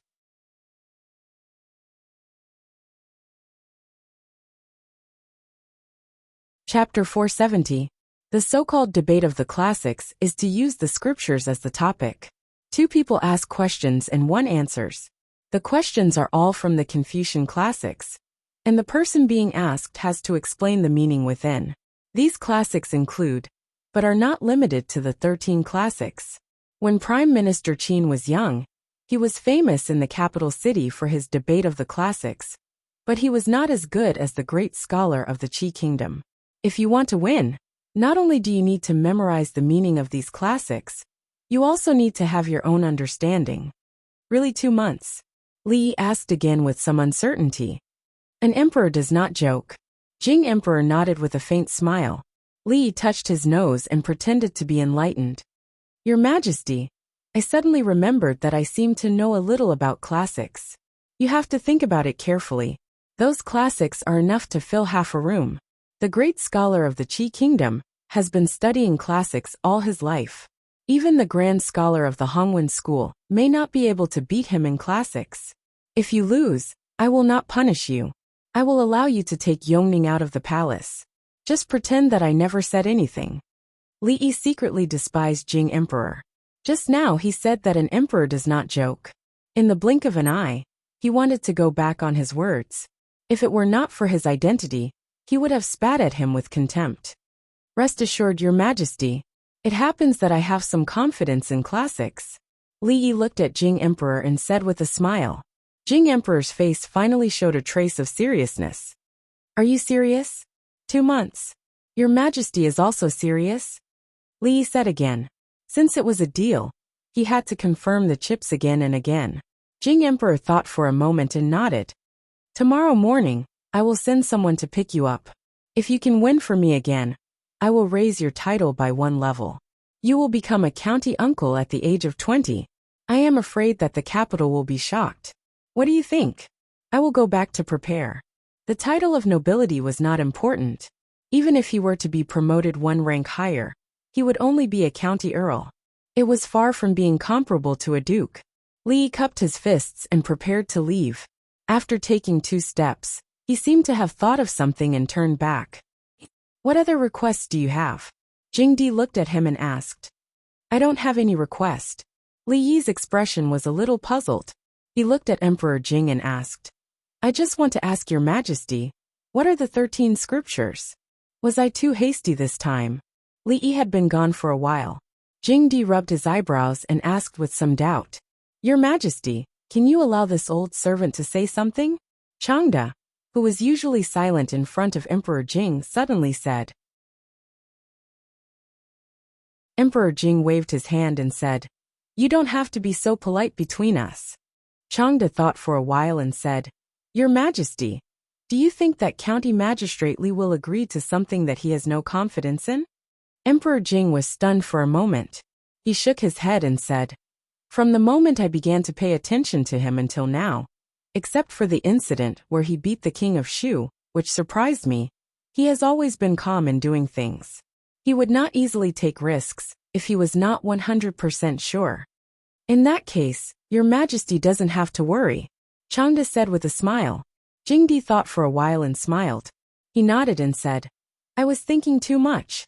Let's see what kind of surprise he will give me, the court officials, and the people of my Jing kingdom tomorrow. When they came back from the Hall of Diligent Government, they left a little of every dish for themselves. Li Yi ate and asked Emingzu, How do I get to Hongwen Building? What are you going to Hongwen Building for? Emingzu asked with her eyebrows raised.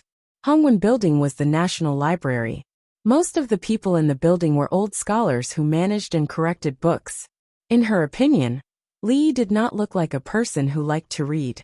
Li Yi glanced at her and said, Your Majesty asked me to debate with great scholar tomorrow. I have to go and see what it is. Mingzhu's beautiful eyes widened. Debate? You? What's wrong with me? Li Yi looked at her discontentedly. Don't look down on me. Who says that the older you are, the more powerful you are? This era belongs to the young people. Don't you understand that the later waves of the Yangtze River beat the waves in front? Emingzu asked with furrowed brows. Are you serious? You have already won the poetry contest. There is no point in trying to show off. Do you think you are better than Prime Minister Qin and Grand Scholar Zhou when it comes to the interpretation of the scriptures? Li Yi snorted. You will know how good I am in the future. Emingzu looked at him, a suspicious expression on her face. It was not his style to debate the interpretation of the scriptures with great scholar sect for no reason. She looked at Li Yi and asked, What benefit did my father give you? Li Yi put down his chopsticks and sighed. He looked at her and said earnestly, What benefits can there be? As a citizen of the Jing kingdom, you must always take the rejuvenation of the country as your responsibility. How can you disregard the honor and disgrace of the country? You must be able to stand up for the country at critical moments. Even if you have to sacrifice yourself, you will not hesitate. Did my father agree to promote you to a higher official rank? Emingzu asked again. Not a higher official rank, just a title. The Hongwen Building was the place where the officials of the imperial court retired, so it had always been a leisurely place. Besides a few old scholars, there were only some servants who did the chores here. Once in a while, some young officials who were disliked would be transferred here. Soon after, they would either resign or find a way to be transferred to another place. It was evident how boring it was to work here. The Hongwen building was not as peaceful as it used to be today. The scholars were baffled as they looked at the young man walking around in the building from a distance. He didn't even read the books, but merely touched the bookshelves casually. What's wrong with Li Xianzi? Why did he come to our Hongwen building? Why is the princess by his side? What is he doing there? The books are all the scriptures. If he is reading the books, why don't I see him reading them? Is it possible that he can memorize all the contents of the books by touching them casually? I'm not sure. It's said that this Li Xianzi suffers from some kind of hysteria. It looks like the rumor is true. We shouldn't provoke him otherwise. Thinking of the miserable fate of the king of Shu, the scholars immediately retreated more than 10 steps. What are you doing? Emingzu, who was standing beside Li Yi, couldn't help but ask. What are you doing? You don't understand. The competition is tomorrow, so I need to familiarize myself with it today. As Li Yi spoke, he picked up another book.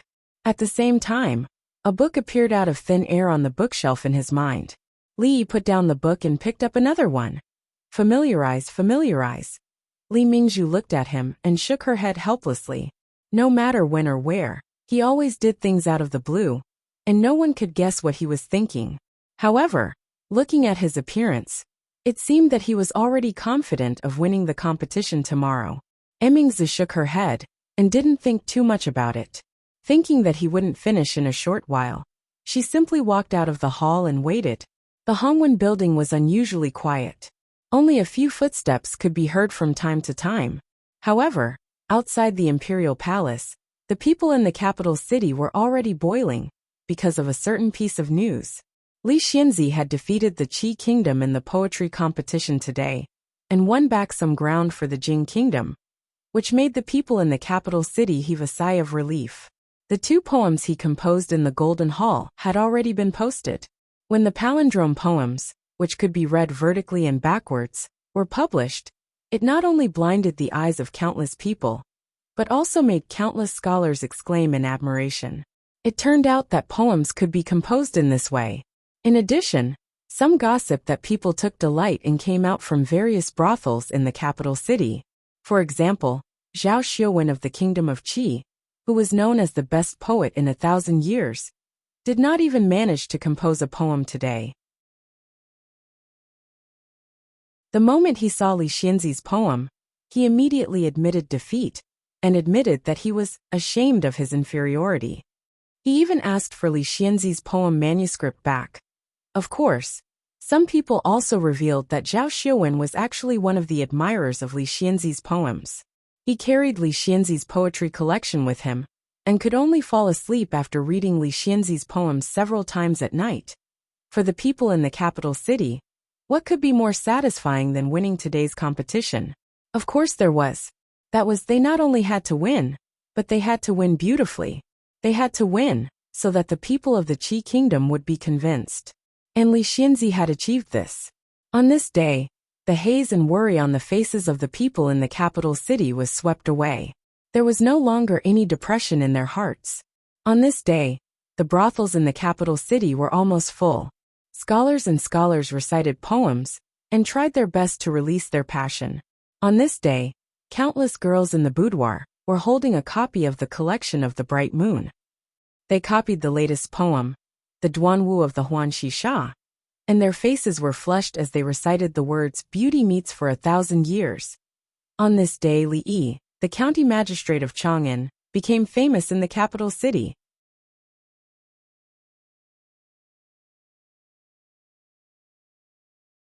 Chapter 471. Are you still there? In the backyard of the Jade's courtyard, Fong was squatting on a stone. He hadn't heard any sound for a long time, so he asked. After a while, he heard light footsteps again. The girl said apologetically, "I don't know what happened today, but there are a lot of guests in the courtyard. I'm very busy, so I can't talk to you here." Fong smiled and said, "It's okay, you can go. I have to go back. Then tomorrow. I'll wait for you here tomorrow." the girl said quickly, and the footsteps gradually went away. Fong stood up, patted the dirt on his butt, and went back to the street. When he passed by the butcher's shop, he remembered that his wife liked to eat high-quality pork belly. She had been talking about it for several days. He walked to the front of the shop and asked the butcher, "Is this meat fresh?" The butcher was also a man with a fierce face. He patted his chest and said, "Customer, don't worry. This meat was just killed this morning. It can't be any fresher." Fong nodded. "Give me 3 caddies of pork belly." "Okay." The butcher grunted in acknowledgement.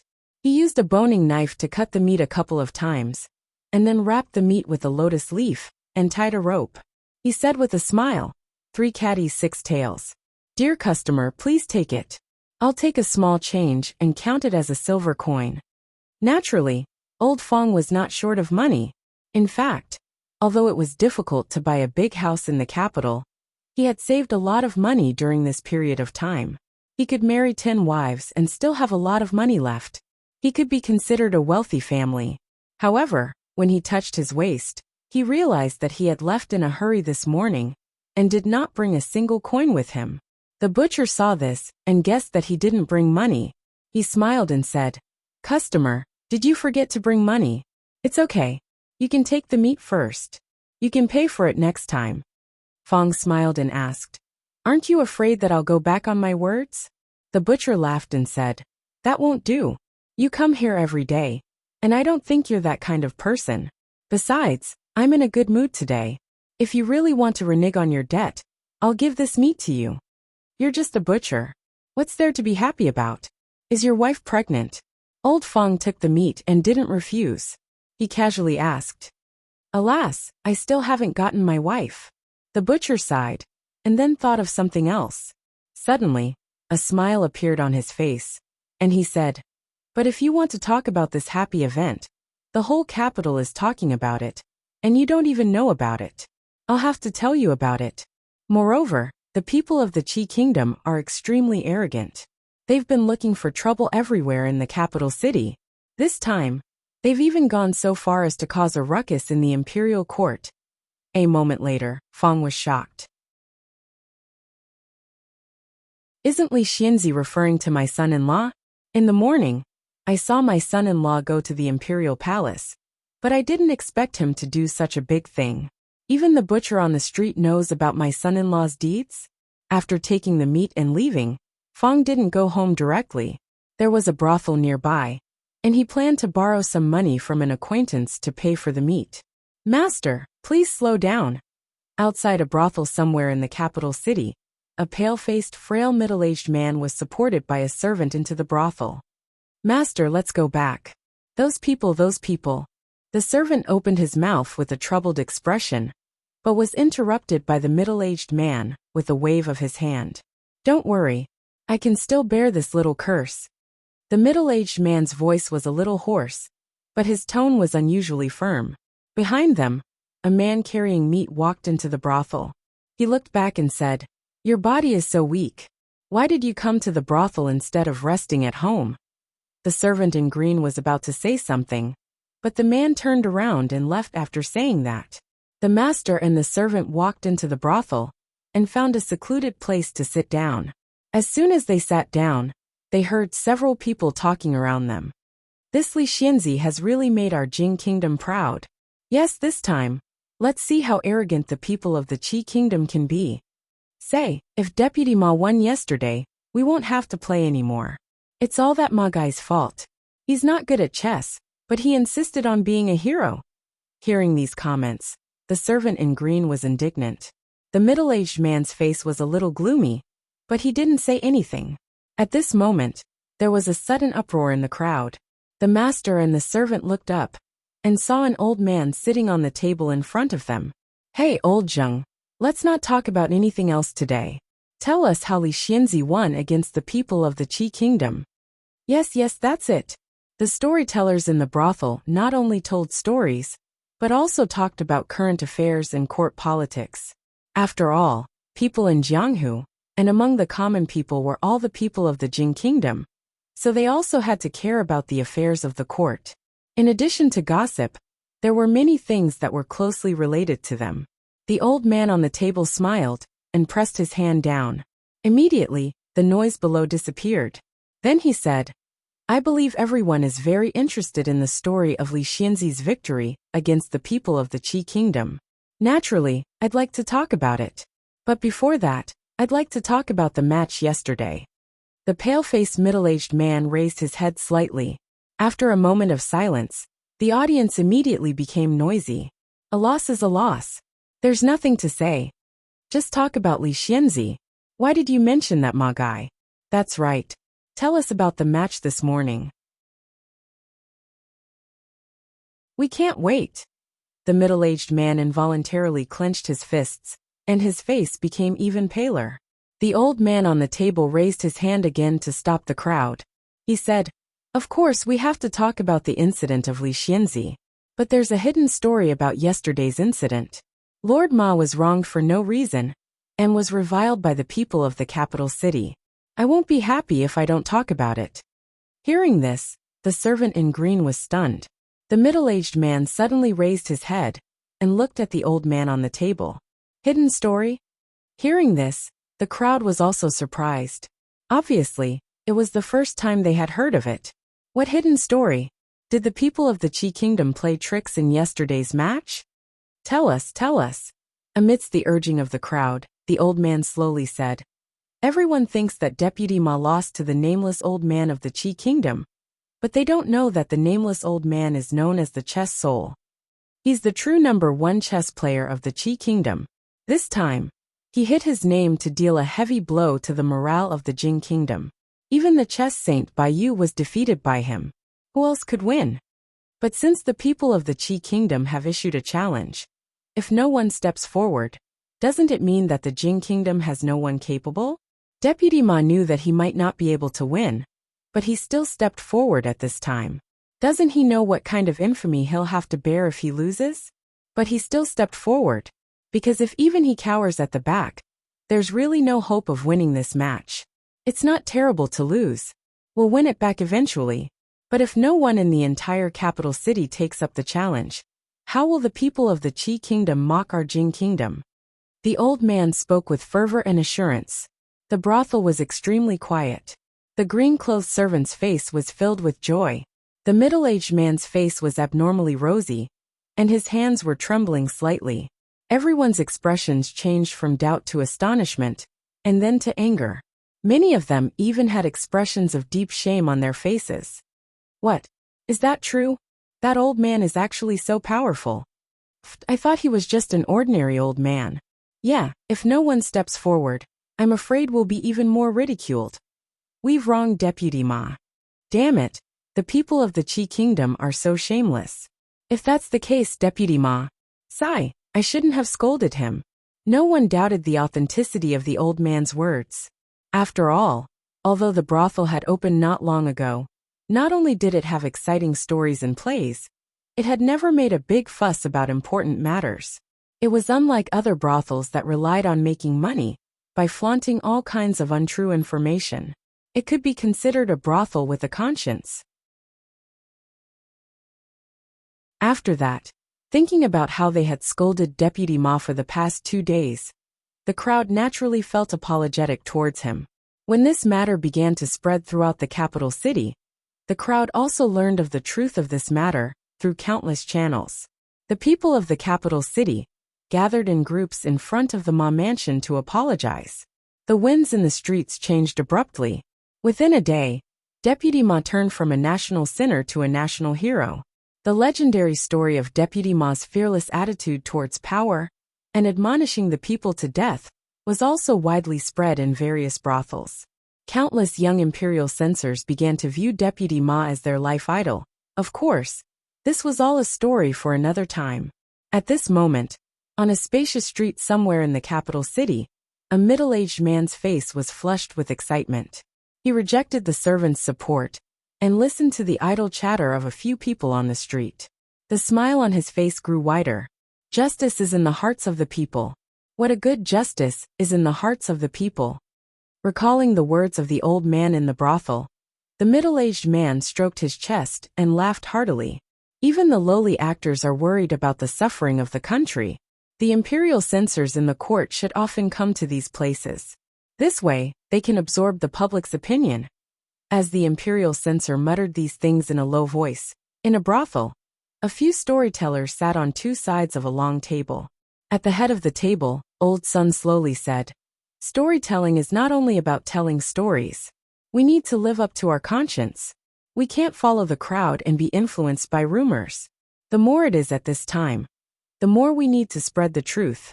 This way, we can gain the trust of the customers. Your Highness, I don't know why, but within half a day, the winds in the marketplace have suddenly changed. I'm afraid our plan will have to be put on hold." In a luxurious courtyard in the capital city, a middle-aged man in a blue robe spoke respectfully to a young man standing in a pavilion with his hands behind his back. "It's fine. That matter was just a chess piece I made in my spare time. I don't know when it will be used. If it fails, then it fails. It doesn't matter." The handsome young man turned his head and sighed. "However, I have to admit that they have greatly exceeded I's expectations. This is indeed the capital city of the Jing Kingdom. The wisdom of its people is far beyond that of other places." A look of regret appeared on the middle-aged man's face. At this moment, the young man spoke again. "How is the investigation on that matter going?" The middle-aged man's face turned solemn. "Your Highness, everything has been investigated. That Chang'an County Magistrate Li Yi is the one who created Tianfa. He is also the person that the young prince of the Jing Kingdom mentioned. First, Tianfa caught us off guard and caused us to lose 2 cities. The general who supports the state almost died in front of His Majesty as an apology. Today, he defeated Zhao Xiuwen, causing our plan to be put on hold. This Li Yi is the bane of the Qi Kingdom. It was undoubtedly difficult for the people of Qi to obtain information in the capital city of the Jing Kingdom. However, seeing that the third prince valued that person, the middle-aged man even used a spy that had not been used in the capital city of the Jing Kingdom for many years. At this moment, he revealed everything he knew. The young man nodded and said, "I originally thought that he had only created Tianfa. I didn't expect that this Li Yi would be so talented. No wonder Emperor Jing values him so much." A cold light flashed across the middle-aged man's face. In a low voice he said, "Your Highness, with this person around, he will always be a great threat to us. Should we?" The third prince of the Qi Kingdom waved his hand and said, "Don't always think of solving problems in this way. Even Xiuwen has praised him. I have never seen him praise someone so much in poetry. Tianfa has also caused us great trouble. Poetry, writing, medical skills, Tianfa such a genius. Why was he not born in the Qi Kingdom? You just said that he has enmity with the eldest grandson of Prime Minister Qin of the Jing Kingdom, and the King of Shu?" The third prince of the Qi Kingdom looked at him, and suddenly asked. The middle-aged man nodded and said, "Yes, this Li Yi has deep enmity with the eldest grandson of Marquis Qin, and the King of Shu. Just a few days ago, in the imperial palace, he beat the King of Shu into a coma in front of all the civil and military officials. However, the strange thing is that Emperor Jing only grounded him for half a month, and didn't punish him too much." The third prince of the Qi Kingdom smiled and said, "If I were Emperor Jing, I wouldn't punish him too heavily."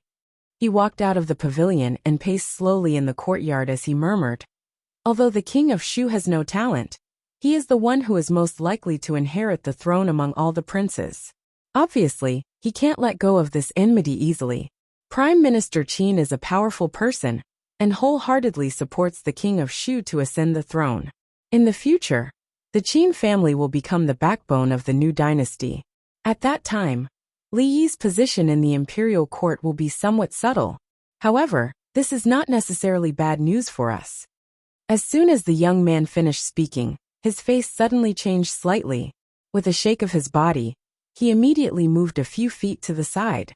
Whoosh, whoosh, whoosh. At the place where he had been standing, 3 arrows were deeply inserted into the soil. The middle-aged man's face changed greatly. He immediately stood in front of the young man and shouted, "Protect the third prince." Several figures suddenly appeared in the courtyard and surrounded the young man. Then several people separated and climbed up to the roof with a few leaps. In an instant, they disappeared before their eyes. Not long after, the people who had left jumped over the wall of the courtyard and threw a corpse on the ground. One of them said, "Your Highness, when we rushed over, the man had already committed suicide by taking poison." The middle-aged man said angrily, "Damn the Jin kingdom. How could they do such a despicable thing? Your Highness, I will write a letter to His Majesty now." The young man waved his hand and squatted down. He pulled off the mask of the man in black. After looking at him for a moment, he took out an arrow from the quiver on his back. Seeing the blue light on the tip of the arrow, the middle-aged man's face changed greatly and cold sweat instantly soaked his back. The young man threw the arrow on the ground and clapped his hands. He looked into the distance and murmured, "Brother, are you so afraid of me?"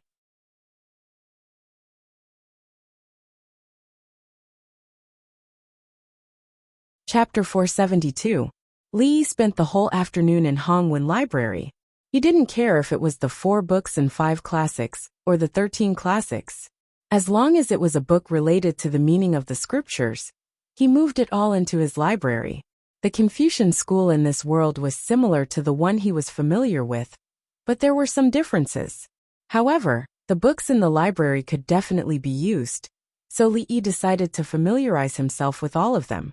Comparing the classics with the Great One school was definitely looking for death. But who didn't know how to cheat in this day and age? If he couldn't beat him in this way, he might as well find a piece of tofu and kill himself. When he returned home, it was already evening. After absorbing so many books in one go, his head was a little dizzy.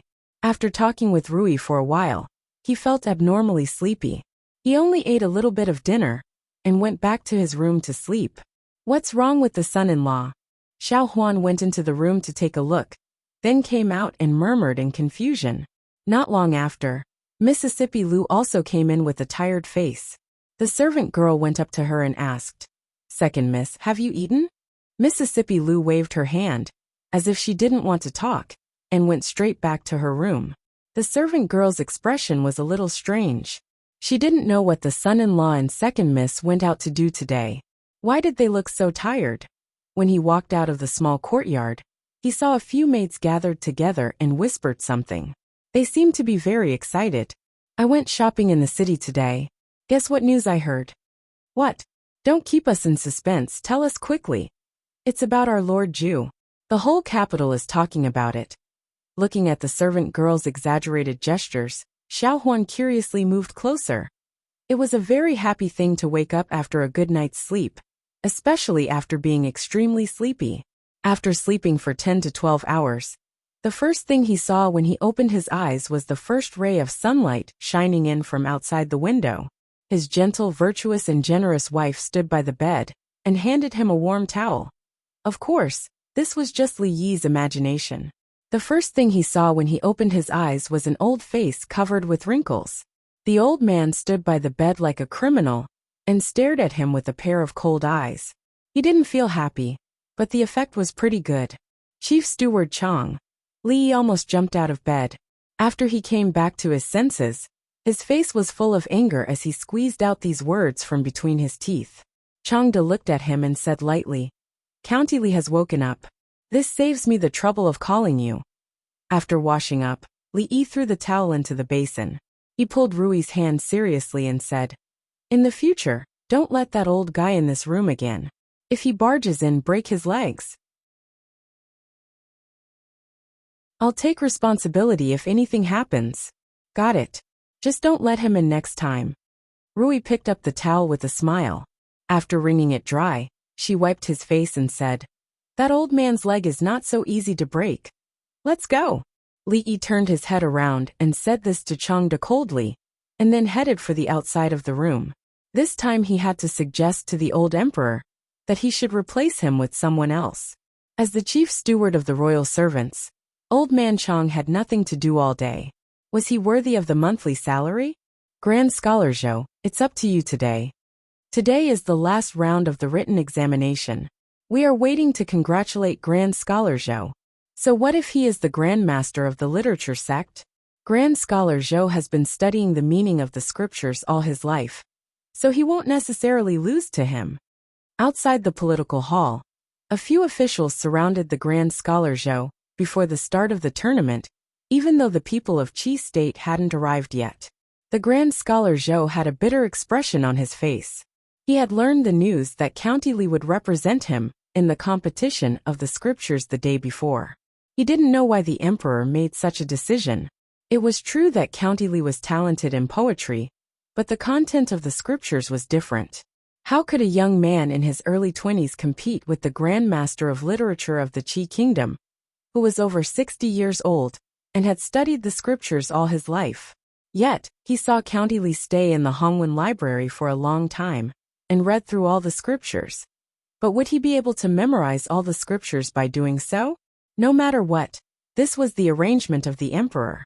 The Grand Scholar Zhou had no reason to doubt the emperor. All he could do was pin his hope on County Li, even though he knew that the hope was very slim. So slim that it was almost impossible to see it. The people of the Qi Kingdom are here, an official said as he glanced at the distance and saw a few figures walking in their direction. The leader was still the third prince of the Qi Kingdom, followed by a few ambassadors of the Qi Kingdom, and an old man whom the crowd had never seen before. The old man wore a coarse cloth and a pair of cloth shoes with rough edges on his feet. He looked like an old farmer in the fields outside the capital. As soon as Prime Minister Qin saw this old man, an unnatural expression flashed on his face, and a few scholars standing among the officials showed a hint of embarrassment on their faces. It was this ordinary-looking old farmer who had defeated all of them in the competition of the scriptures. If the Grand Scholar Zhou were defeated by him today, County Li would be in a bad mood the day before. It would be meaningless to win the poetry competition with great difficulty. The third prince said something to the old man with a smile on his face. The old man didn't show any expression on his face, but the ambassadors of the Qi Kingdom, behind the two of them, seemed to be quite arrogant. What happened the day before was merely an accident. Though the Jing Kingdom was delayed by 1 day, it was merely a delay in tasting the defeat. With the old master here today, if they weren't afraid of being beaten to death, they would ask the emperor and the chancellors of the Jing Kingdom loudly, "Who else is there?" Not long after the ambassadors of the Qi Kingdom arrived, Emperor Jing appeared in front of the crowd. Seeing the officials walking into the hall one after another, Li stood up in a corner and clapped his hands, saying, "I'm done. The competition is about to start." The princess Shaning threw away the branch in her hand and stood up angrily as well, saying discontentedly, "You cheated. I was about to win." Li curled his lips and pointed to the entrance of the hall, saying, "You can see for yourself if you don't believe me. Your father the emperor is here. It's not good to be late." Having said that, Jing Jie walked toward the political hall while holding Yong Ning's hand. What a joke. As a man, he didn't need to play the game of wolf eating sheep with a 10-year-old girl. Did he need to cheat? Did he? The Princess Shaning stomped her foot angrily and followed up after the Jing Jie after glaring at the back of Li Yi. Now that the ambassadors of the Qi Kingdom have arrived, let's start the third round of the written examination. After a eunuch announced the rules of the competition, Emperor Jing didn't say anything more and announced the start of the competition. The old man of the Qi Kingdom stepped forward, and all the chancellors of the Jing Kingdom looked at the Grand Scholar Zhou. The Grand Scholar Zhou lowered his head, looking at the ground with his eyes focused on his nose and his heart. Emperor Jing glanced in a certain direction and said, "Though we are debating the scriptures today, this old master is a great scholar no matter what. Li Xianzi, don't be too impolite." Li curled his lips. Respecting the old and caring for the young was the traditional virtue of the Chinese people. Did he look like someone who would be impolite? No sooner had the Emperor Jing said this than the third prince of the Qi Kingdom showed a hint of bewilderment on his face. The ambassadors behind him hadn't come back to their senses yet either. As for the officials of the Jing Kingdom, they were even more flabbergasted. Why was it him again? Shouldn't the contestant be the Grand Scholar Zhou? Why did it suddenly become Li Xianzi? What was the emperor doing? Did he ask the young Li Xianzi to compete with the great scholar of the Qi Kingdom on the scriptures? Did they hear it wrong?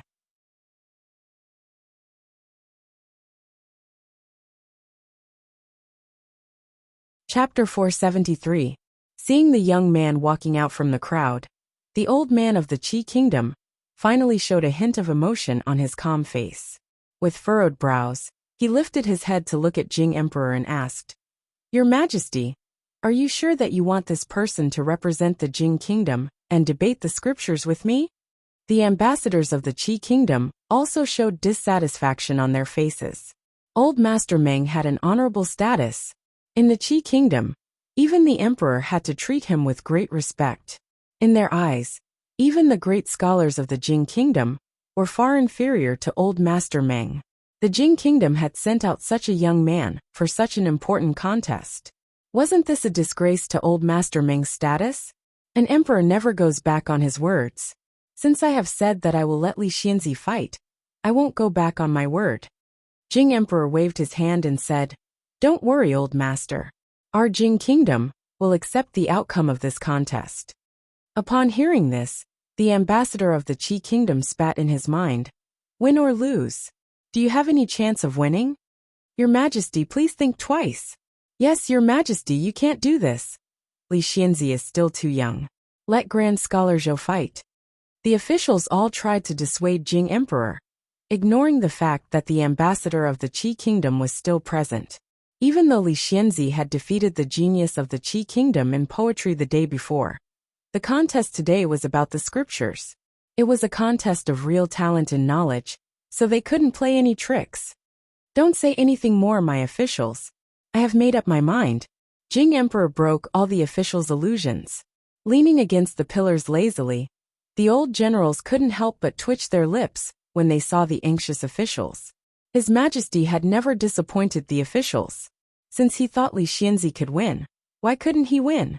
Li Mingzi, the assistant minister of the Ministry of Personnel, didn't show any expression on his face. He didn't know how capable his nephew was from the beginning to the end. On the other hand, Prime Minister Qin did not say a word. He looked at Li Yi with a meaningful look in his eyes. No one knew better than him how terrifying the old man of the Qi kingdom was. Why did His Majesty think that Li Yi could win? The envoy of the Qi kingdom was still in the hall. The competition had already begun. Even if the envoy was extremely unwilling, he had no choice but to keep his mouth shut. They looked at the two people in the hall with despair in their eyes. One was in his 20s and was extremely handsome. The other had a face like a withered pine tree and was old. Wouldn't it be great if they could compare who was more handsome today? Forget it. At least he won one round in the theory examination, so it wasn't too shameful. If he won the combat examination beautifully, he could still get back the face he had lost. After Emperor Jing spoke, the old man surnamed Meng did not say anything more. He turned to look at Li Yi and asked, "Conquering the wise and virtuous, one who is related to the 9 clans. The 9 clans were harmonious, and the people were peaceful. The people are bright, and the nations are united. What do you mean?" The envoy's face began to turn solemn. From now on, the competition had officially begun. This great scholar did not make things difficult for Li Xianzi at first. He asked about a famous sentence in the first chapter of the Book of History, the classic of Yao. Anyone who had read some books would know this sentence. If Li Xianzi could not even answer this sentence, there was no need for the competition to continue. From the Book of History, the classic of Yao. Li thought that this old man was quite kind. He liked this kind of question the most. He just had to read it according to the commentary on the 13 classics. Conquering the wise and virtuous, and the 9 clans were related to the 9 clans. The wise and virtuous men were employed, and the people were united. The 9 clans were harmonious, and the people were peaceful. Already. The people, the officials. The 9 clans were peaceful, and Zhang Ming was bright. The people were bright, and the nations were united. The people were bright, and the nations were united. The people were bright. The people were bright. The people were bright. The people were bright. The people were bright. He said that all the people in the world have changed, and thus the customs are harmonious. No one was surprised by Li Yi's answer, but his choice of words made the scholar's eyes light up, because it was almost a standard answer. It was not strange for a well-read scholar to give such an answer, but it had a different meaning when it came from the mouth of a young man. At least they knew that Li Xianzi's attainment in the classics was much better than they had imagined. The old man surnamed Meng nodded with a trace of appreciation on his face, but he did not speak again. The answer of the young man in front of him was really impeccable. Whether it was the interpretation or the choice of words, he could not find any fault. Li was naturally familiar with the rules of the competition. If the old man did not ask, it was his turn. Since the old man had been so kind to him, he naturally would not make things difficult for him. So he asked, "The Marquis of Qi is happy, and the wife of the Jiang family is happy." The biography of Gong Yang. In the 9th month of the 3rd year of Du Quan, the old man surnamed Meng interrupted nonchalantly before Li Yi could finish. Most of the officials in the imperial court were still trying to figure out where this sentence came from. Hearing this, they lifted their heads and looked at the old man of Qi Kingdom in surprise, feeling quite surprised. How familiar was this great master of literature with the 13 scripts? The grand scholar Zhou shook his head. The 13 scripts were very important scriptures, and this great master of literature of Qi Kingdom must have memorized every sentence in them, so it was not difficult for him to understand them. The Marquis of Qi is happy, and the wife of the Jiang family is happy. From which page, paragraph, and line of the biography of Gong Yang? Looking at the old man surnamed Meng, Li Yi thought to himself, "How dare you show off?" The expression on the face of the old man surnamed Meng froze. He had already thought of what he would ask next, but now the words were stuck in his throat. The grand scholar Zhou opened his mouth wide, and the officials opened their eyes wide. They couldn't believe their ears. Could the book debate be asked in such a way? The Jing emperor shrank his body a little behind the dragon chair. He reached out his hand and rubbed the center of his eyebrows, covering his face in the process. Before the incredulous expression of the 3rd prince of Qi Kingdom faded away, a representative of the Qi Kingdom had come back to his senses. He stepped forward and exclaimed, "It's outrageous. What kind of question is this? Can't I?" Li Yi didn't pay attention to the representative of the Qi Kingdom. He turned his head to the eunuch who had announced the rules, asking, "Is there a rule that says I can't ask this question?" The eunuch was taken aback for a moment, and then shook his head, saying, No. As long as the question is included in the meaning of the script, it's fine." The officials eyed each other in bewilderment. Of course, there was no such rule, but they were all scholars, and they cared about their dignity. Who would ask such a question? It was meaningless to ask such a question. Yet, according to the rules of the book debate, it seemed that Li Xianzi's question was not impossible. After all, his question did not go beyond the scope of the meaning of the script. If he really had a deep understanding of the 13 scriptures, he might be able to answer this question. However, looking at the appearance of the great scholar of the Qi Kingdom, it seemed that he was not that familiar with the script. The face of the envoy of the Qi Kingdom turned red. After the old man surnamed Meng waved his hand, he glared at Li Yi fiercely and retreated helplessly.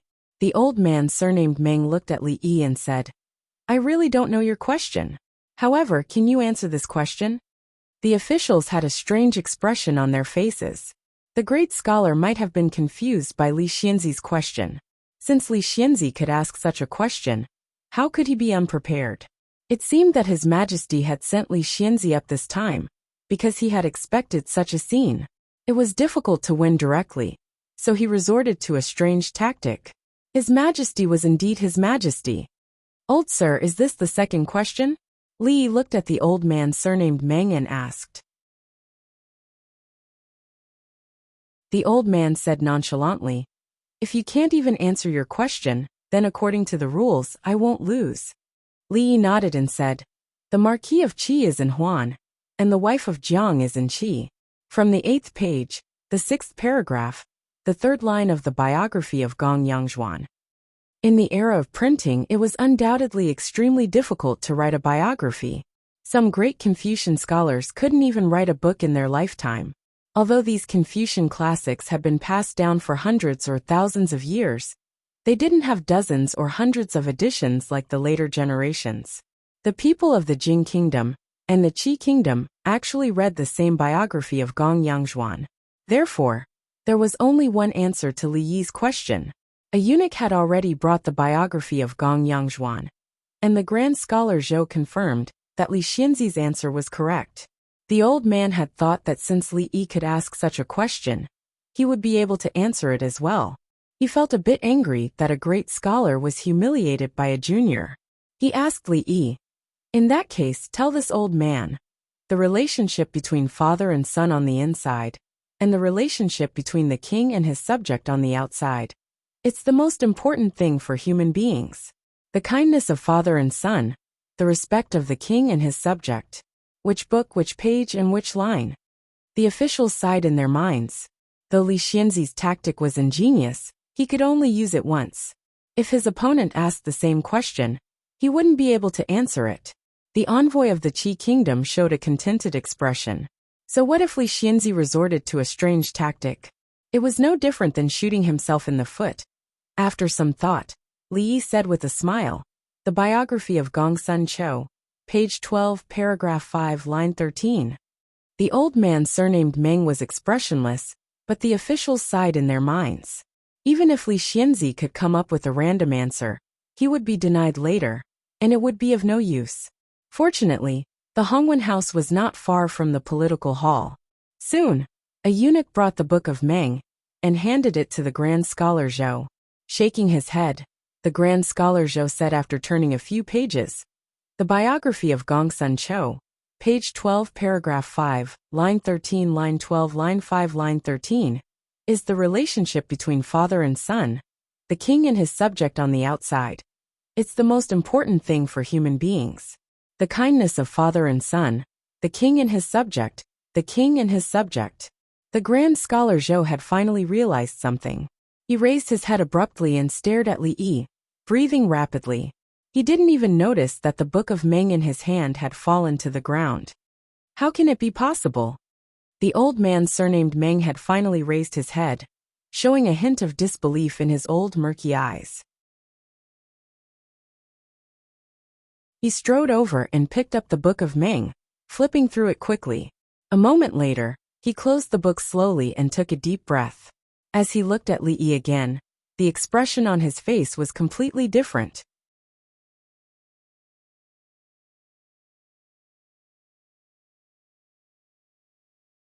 Chapter 474. It suddenly became quiet in the imperial court, so quiet that one could hear a pin drop.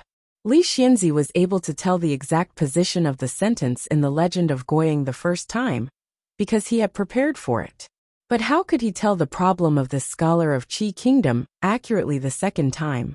The officials didn't think that Li Xianzi had memorized all the scriptures by heart, so much so that he could recite from which page and from which line.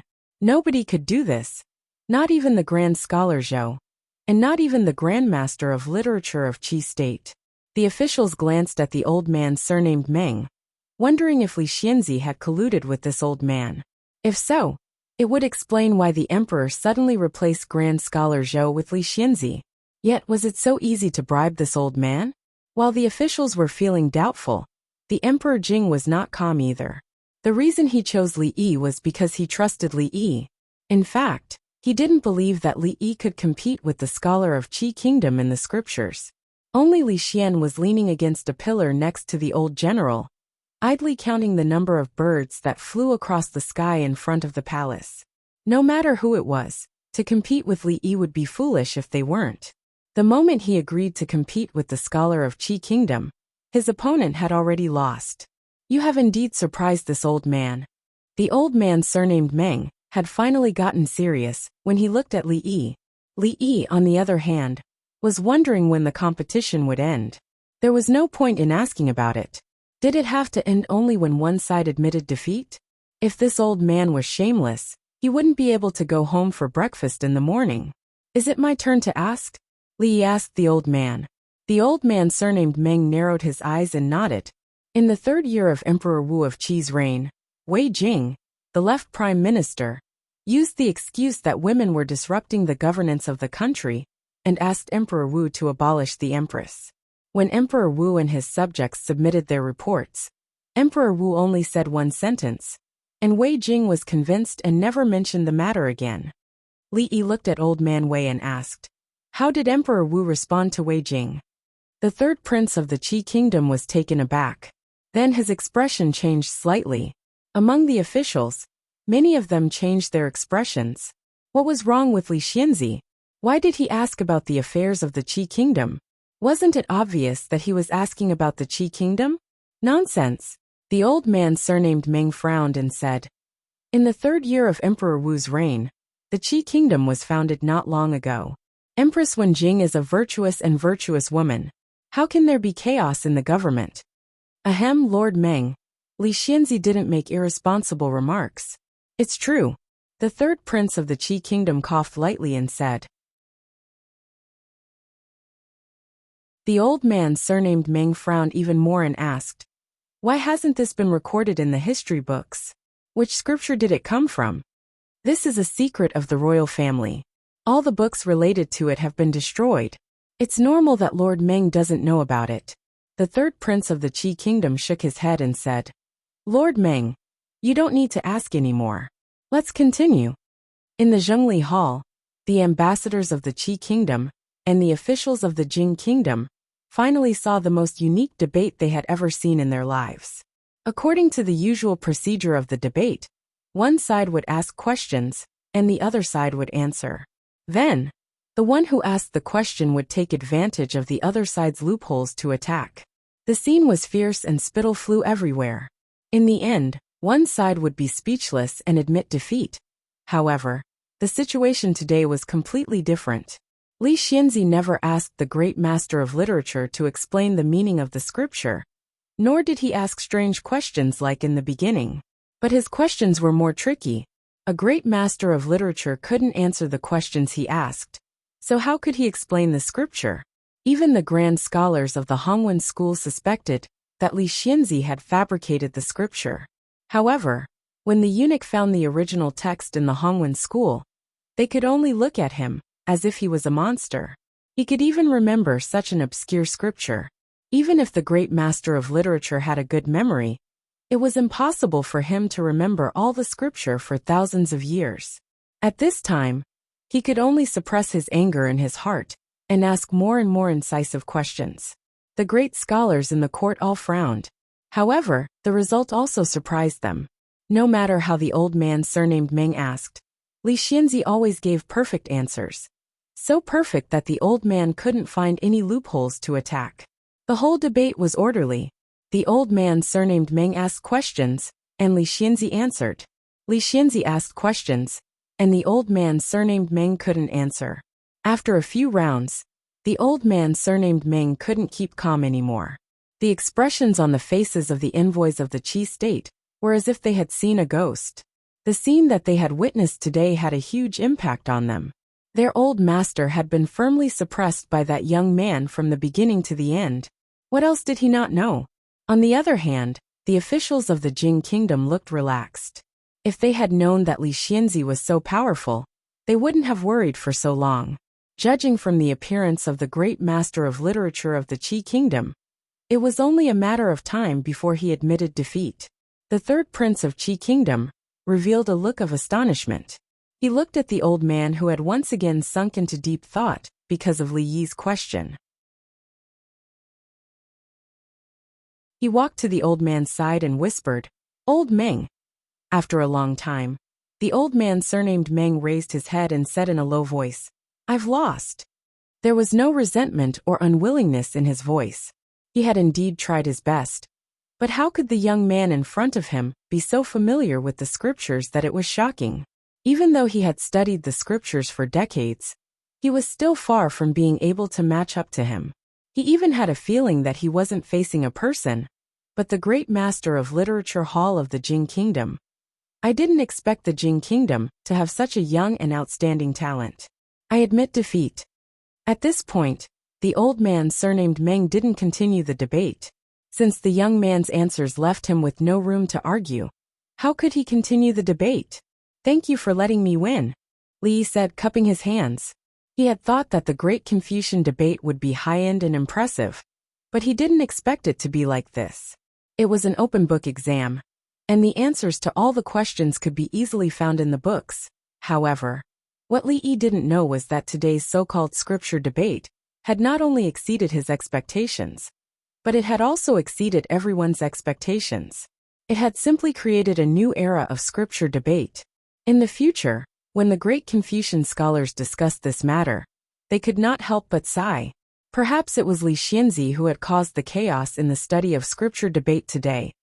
The old prince's task had been successfully completed.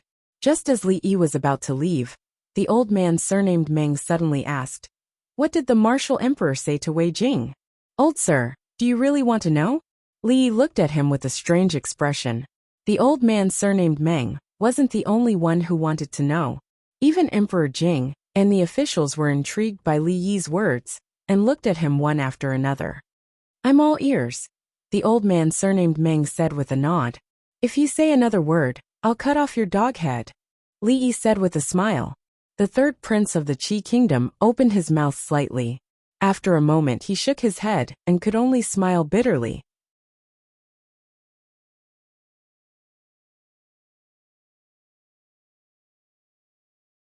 Chapter 475.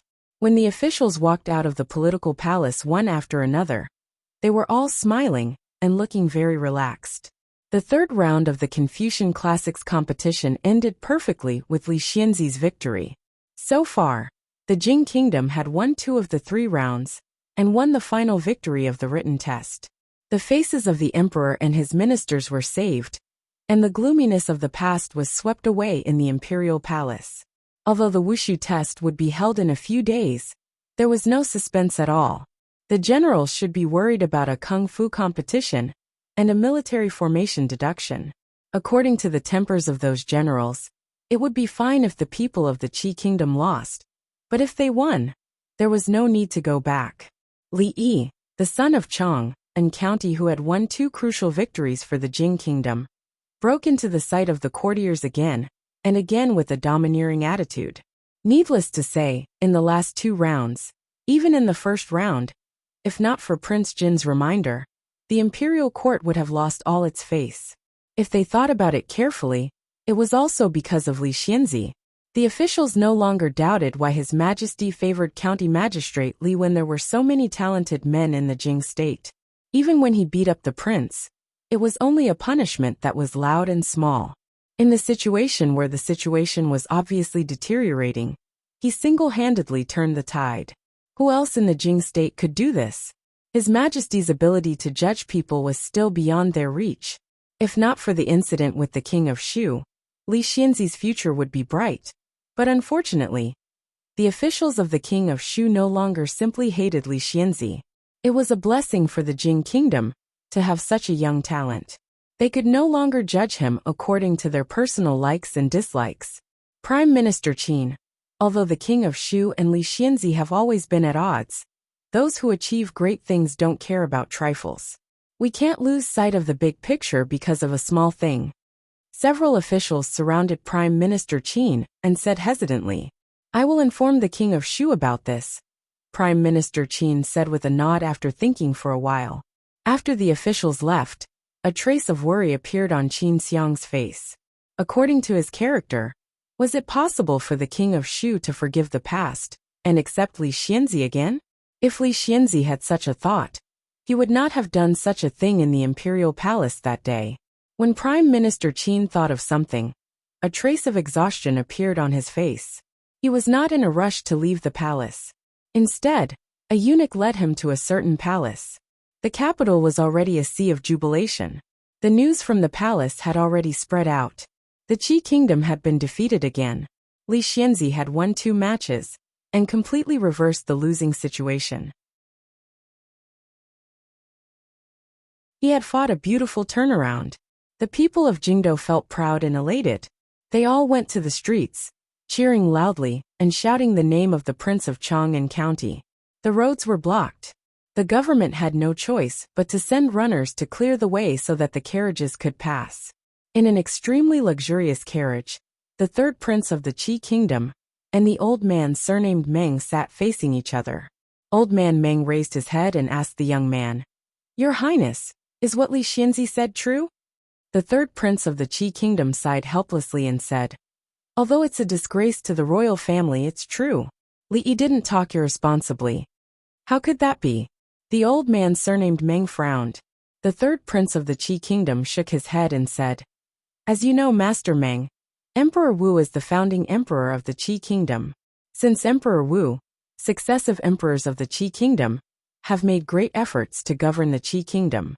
However, Emperor Wu rose in troubled times and immediately conquered the world. Naturally, he was violent. At that time, left Prime Minister Wei Jing actually wanted to support the Wei family and let concubine Xian of Wei ascend to the throne. Therefore, he joined several ministers to falsely claim that the harem was in chaos and suggested to abolish the empress. However, concubine Wen Jing was a virtuous woman who was deeply favored by Emperor Wu. How could she listen to the slander, given Emperor Wu's temperament? At first, there were records of this incident. However, after Emperor Wu passed away, in order to protect the royal family's reputation, the sect of Wen destroyed all the records. Now it's only recorded in the royal treasury. The old man surnamed Meng was stunned for a long time. Although he had read many books, he had never come into contact with the royal treasury.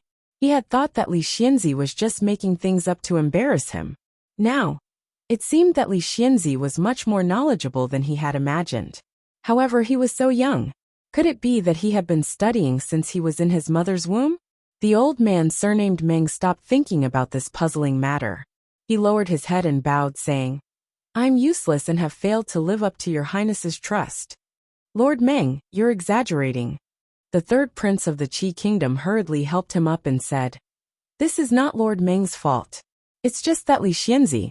Alas, if only the Qi kingdom had such a great talent. How great would it be?" He raised his head with a hint of expectation in his eyes. The celestial punishment artifact really shouldn't be in the hands of the Jing kingdom. If the Qi kingdom can get it, the unification of the world will be just around the corner. Then he smiled again and said, "However, we've gained a lot. I didn't expect the king of Shu of the Jing kingdom to have such a grudge against Li Xianzi.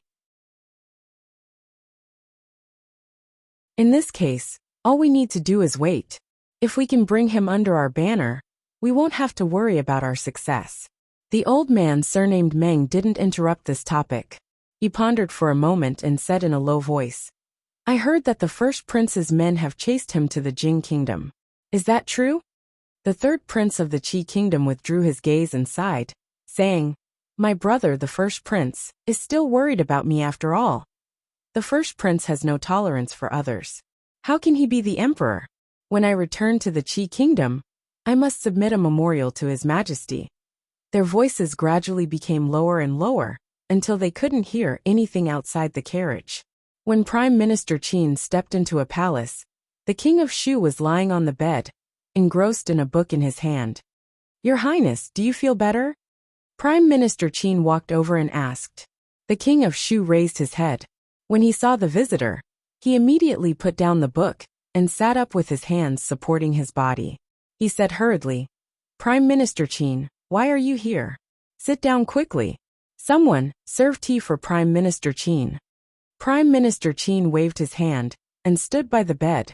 He looked at the King of Shu and said, "Your Highness, you should know what happened in the palace in recent days, right?" "How could I not know?" The King of Shu smiled and said, "If it weren't for my illness, I would also like to see the expressions of the Qi kingdom after they lost. I can't help but feel happy when I think of what they did in the capital city and what happened today." Prime Minister Qin glanced at him and asked, "Your Highness, do you know that if it weren't for Li Yi, the county magistrate of Chang'an, the Jing kingdom would have lost today?" The King of Shu sighed and said, "County magistrate Li turned the tide and restored the dignity of the Jing kingdom. He is indeed a pillar of the country. Although I had some minor conflicts with him, they are nothing in the face of the righteousness of the country. Your Highness, I'm very relieved that you can think this way." A hint of admiration appeared on Prime Minister Qin's face. He nodded and said, "Your Highness, rest well. I'll take my leave first." When he walked out of the palace, Prime Minister Qin took a deep breath. The change in the King of Shu was indeed an unexpected gain for him. After this incident, although he had lost face, It was not without benefits for the king of Shu. At least he had grown a little, and seemed to be able to take on great responsibilities. Prime Minister Qin walked down the stone steps. Inside the palace, the king of Shu still had a smile on his face, but his right hand was tightly grasping the brocade quilt beside him. The veins on the back of his hand were bulging, looking extremely terrifying. Rip! A few long tears appeared on the brocade quilt.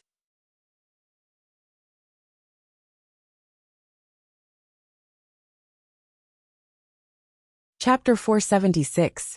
Be more diligent these 2 days. Clean up the house from top to bottom. If you do a good job, you'll double your monthly salary this month. When the servants and maids of the Viscount's mansion, no, the Earl's mansion heard this, their hearts began to beat faster, and even their eyes turned red. Oh my God! It was only the beginning of the month, and the monthly allowance had already been doubled. If it continued to increase at this rate, the monthly allowance they would get would be more than what they usually got in a year. In fact, the monthly allowance set by the old steward was just for show. If they met a master who would double the monthly allowance at the slightest disagreement, they would be ridiculed if they still got double the monthly allowance at the end of the month. Li Yi walked around the courtyard and waved at old Fong, who was about to go out. He said, "Old Fong, get someone to cover the corners of the tables, the corners of the wardrobe, the doors, these places that are easy to knock and trip over. Young master, it's not like we have nothing to do. Why do we wrap these things?" Fong said, curling his lips. "Just do it. Don't talk so much nonsense. If you ask one more question, you don't have to go to the city to work tomorrow. Why don't you take care of the brothel at the entrance of the village?" Fong's face suddenly changed and he said hurriedly, "Wrap it, I'll go now, I must. It'll be terrible if I trip and fall on the ground." Seeing Fong running out in a panic to find someone, Li Yi sat on a stone bench in the yard, drinking tea and resting. Mississippi Lu had not been seen for the past few days, and Rui and Xiaohuan had gone to the city to buy things. He had been directing people for half the morning, and he was indeed a little thirsty. The old emperor was indeed a man of his word. On the second day after the written examination, after all the officials had left the court, he became the county count of Chang'an. However, apart from the promotion, the increase in his salary, the doubling of his territory, and the promotion of his title of nobility, there didn't seem to be much use. But these were not important. The important thing was that Princess Yongning would come here in a few days for treatment. As for the upcoming wushu examination, who cared about the people and the courtiers talking about it? After sitting down for a while, Fong came in again and said, "Young master, there is someone outside who says he is your friend. He is waiting at the door." After saying this, Fong seemed to think of something and added, "He brought a gift, and it seems quite heavy. Then hurry and invite him in." To have friends come from afar, no matter how far they are, they must be killed. It was a joy, especially for friends who had brought gifts and were very sincere. They must not be neglected. People like Li Xian, who never brought gifts and always liked to steal things from home, weren't welcome on the list. "I came to visit without an invitation. I hope you don't blame Brother Li." When the third prince of the Qi kingdom stood in the courtyard and cupped his hands towards him with a smile, Li Yi's expression was somewhat startled. He did not expect that he was the one who came to visit with such a generous gift. "Why, Brother Li, do you not welcome me?" the third prince of the Qi kingdom asked with a smile. Li finally came to his senses and stretched out his hand, saying, "Please. What is the purpose of your visit today, third prince?" In the living room, the two of them sat down. After a maid served tea, Li Yi went straight to the point. He had only met the third prince of the Qi kingdom a few times.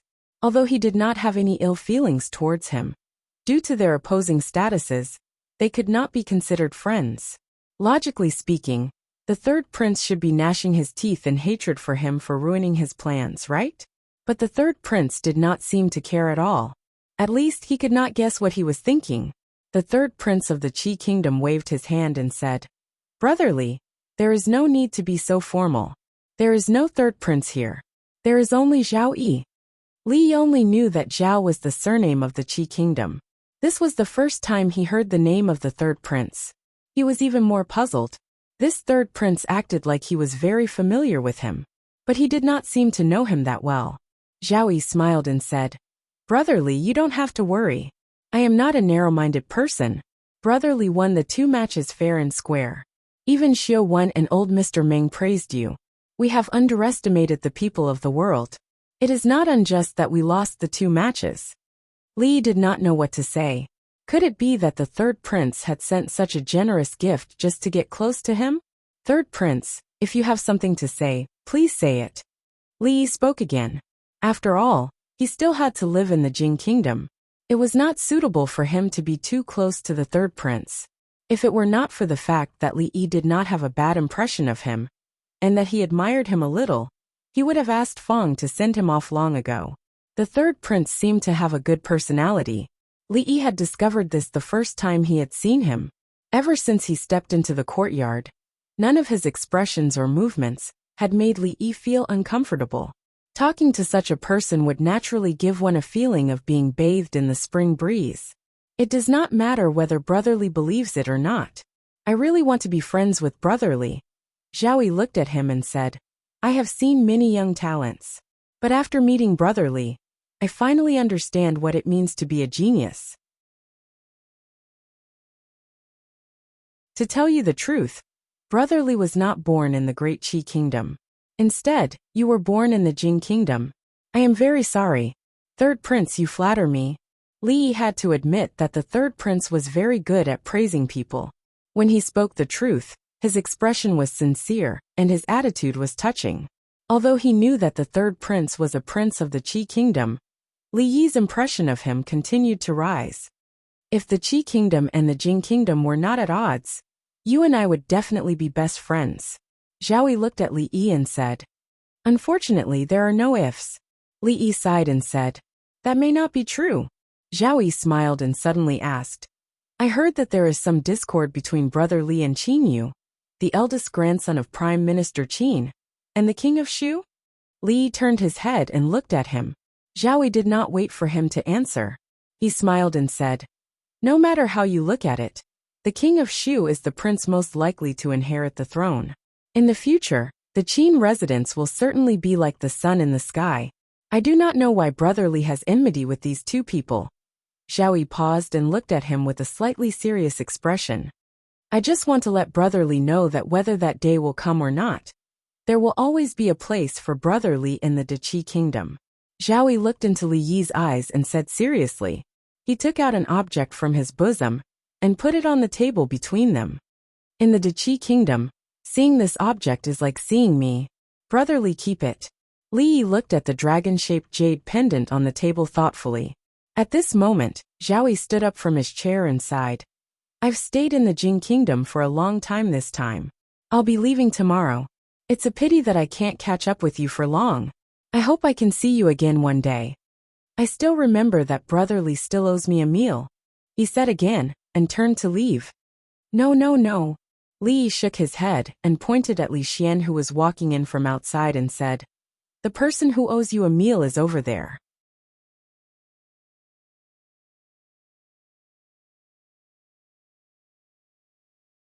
Chapter 477. Imperial Uncle actually agreed to let Yongning leave the palace. "How did you do it?" Li Xian strode in from outside, followed by a guard carrying 2 food boxes in his hands. He had just finished speaking when he saw the young man standing opposite him. He was stunned and blurted out, "Why are you here?" The third prince of the Qi Kingdom, Zhao Yi, was also stunned, but then he cupped his hands and said with a smile, "Crown Prince Li Xian, what a coincidence." At a square table in the hall, Li Xian pointed at the dishes he had brought, which were prepared to go with wine, while chatting with Li Yi. He looked at the third prince of the Qi Kingdom and said, "Let's eat. After today, we don't owe each other anything." The expression on his face was a little gloomy. Obviously, he still held a grudge for being cheated by the third prince of the Qi Kingdom. "I don't think I've offended Brother Li in any way, have I?" Zhao Yi didn't start eating, but looked at Li Xian and said, "That day in the Jade Courtyard, why didn't you say you were the third prince of the Qi Kingdom?" Li Xian looked at him and said with some anger, He wasn't angry about the identity of the other party. There were so many princes in the Qi kingdom, and he didn't have the time to hate them one by one. He was angry that he finally met a fellow who was fated to be with him.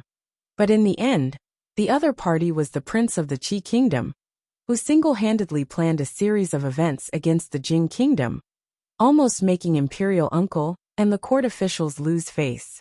Before this, Li Xian's impression of him was that he was a compassionate young man who would help out when he saw injustice. The contrast was so great that the crown prince couldn't accept it. Zhao Yi looked at him and said helplessly, "At that time, I didn't know that one of you was a crown prince and the other was a viscount." Li Xian felt that his question was very unreasonable as soon as he spoke the truth, but he was really depressed. He didn't want to be reasonable. He looked at Zhao Yi warily and asked, "What are you doing here?" Zhao Yi stood up and smiled. "I will be leaving tomorrow. This time, I came to bid farewell to Brother Li." From start to finish, he didn't touch his chopsticks. After he finished speaking, he looked at the two of them deeply and walked out the door.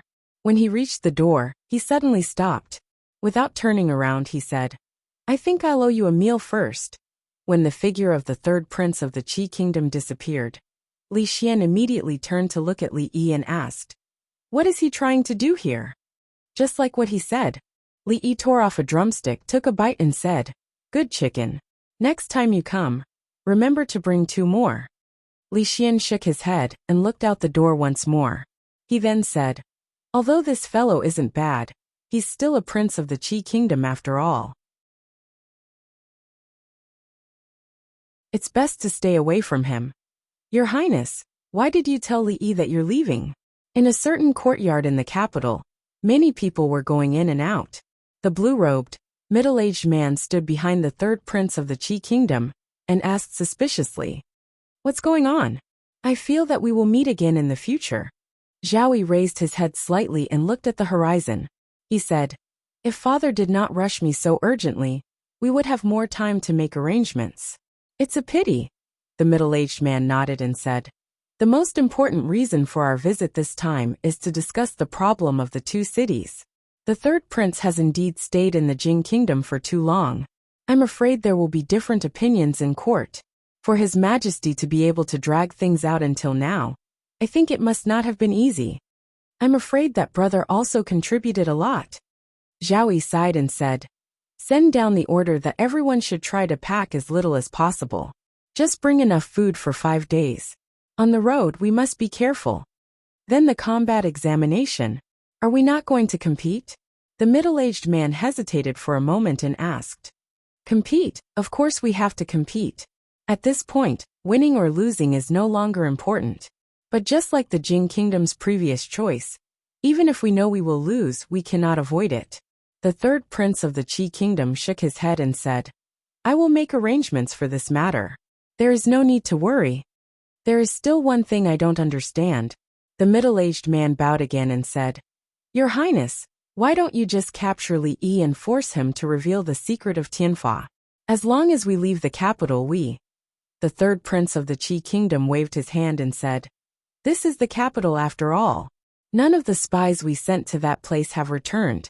It is clear how much importance the Jing kingdom places on Tianfa. Even if we manage to force out the formula, we will certainly not be able to safely escape back to the Qi kingdom. Furthermore, Brother Li's value far exceeds Tianfa. These days, the people of the capital could finally hold their heads high after being suppressed by the people of the Qi kingdom. They won the competition between countries. It was said that the third prince of the Qi kingdom had done all he could. But he did not expect that there was such an outstanding talent as Li Xianzi in the Jing kingdom. He was too ashamed to stay in the capital anymore, and was going back to the Qi kingdom today. Early in the morning, the people of the capital were waiting at the city gate, waiting to see the people of the Qi kingdom make a fool of themselves. "Hey, that is the carriage of the third prince of the Qi kingdom. I really want to see what the third prince looks like." On the street of the capital, a servant in Sian couldn't help but say as he looked at the rows of carriages passing through the city gate, "What can he look like? He just has 2 eyes and a mouth. Stop looking. Young master hasn't bought what he wants." If you go back late, you won't have a good time." The servant next to the servant in cyan patted him on the shoulder and said. The servant grimaced in pain as he rubbed his shoulder. He said angrily, "Second brother Wu, I know you have great strength, but you don't have to prove it on me every time. My bones are about to fall apart because of your patting these days." All right. Your body is too weak. You need to nourish yourself. Go now. Remember to ask the cook to stew a chicken for you tonight." The servant in cyan cast a glance at the man and thought, "What a nice way to put it. Every time I have to sacrifice my body, I can get some benefits from the fat cook.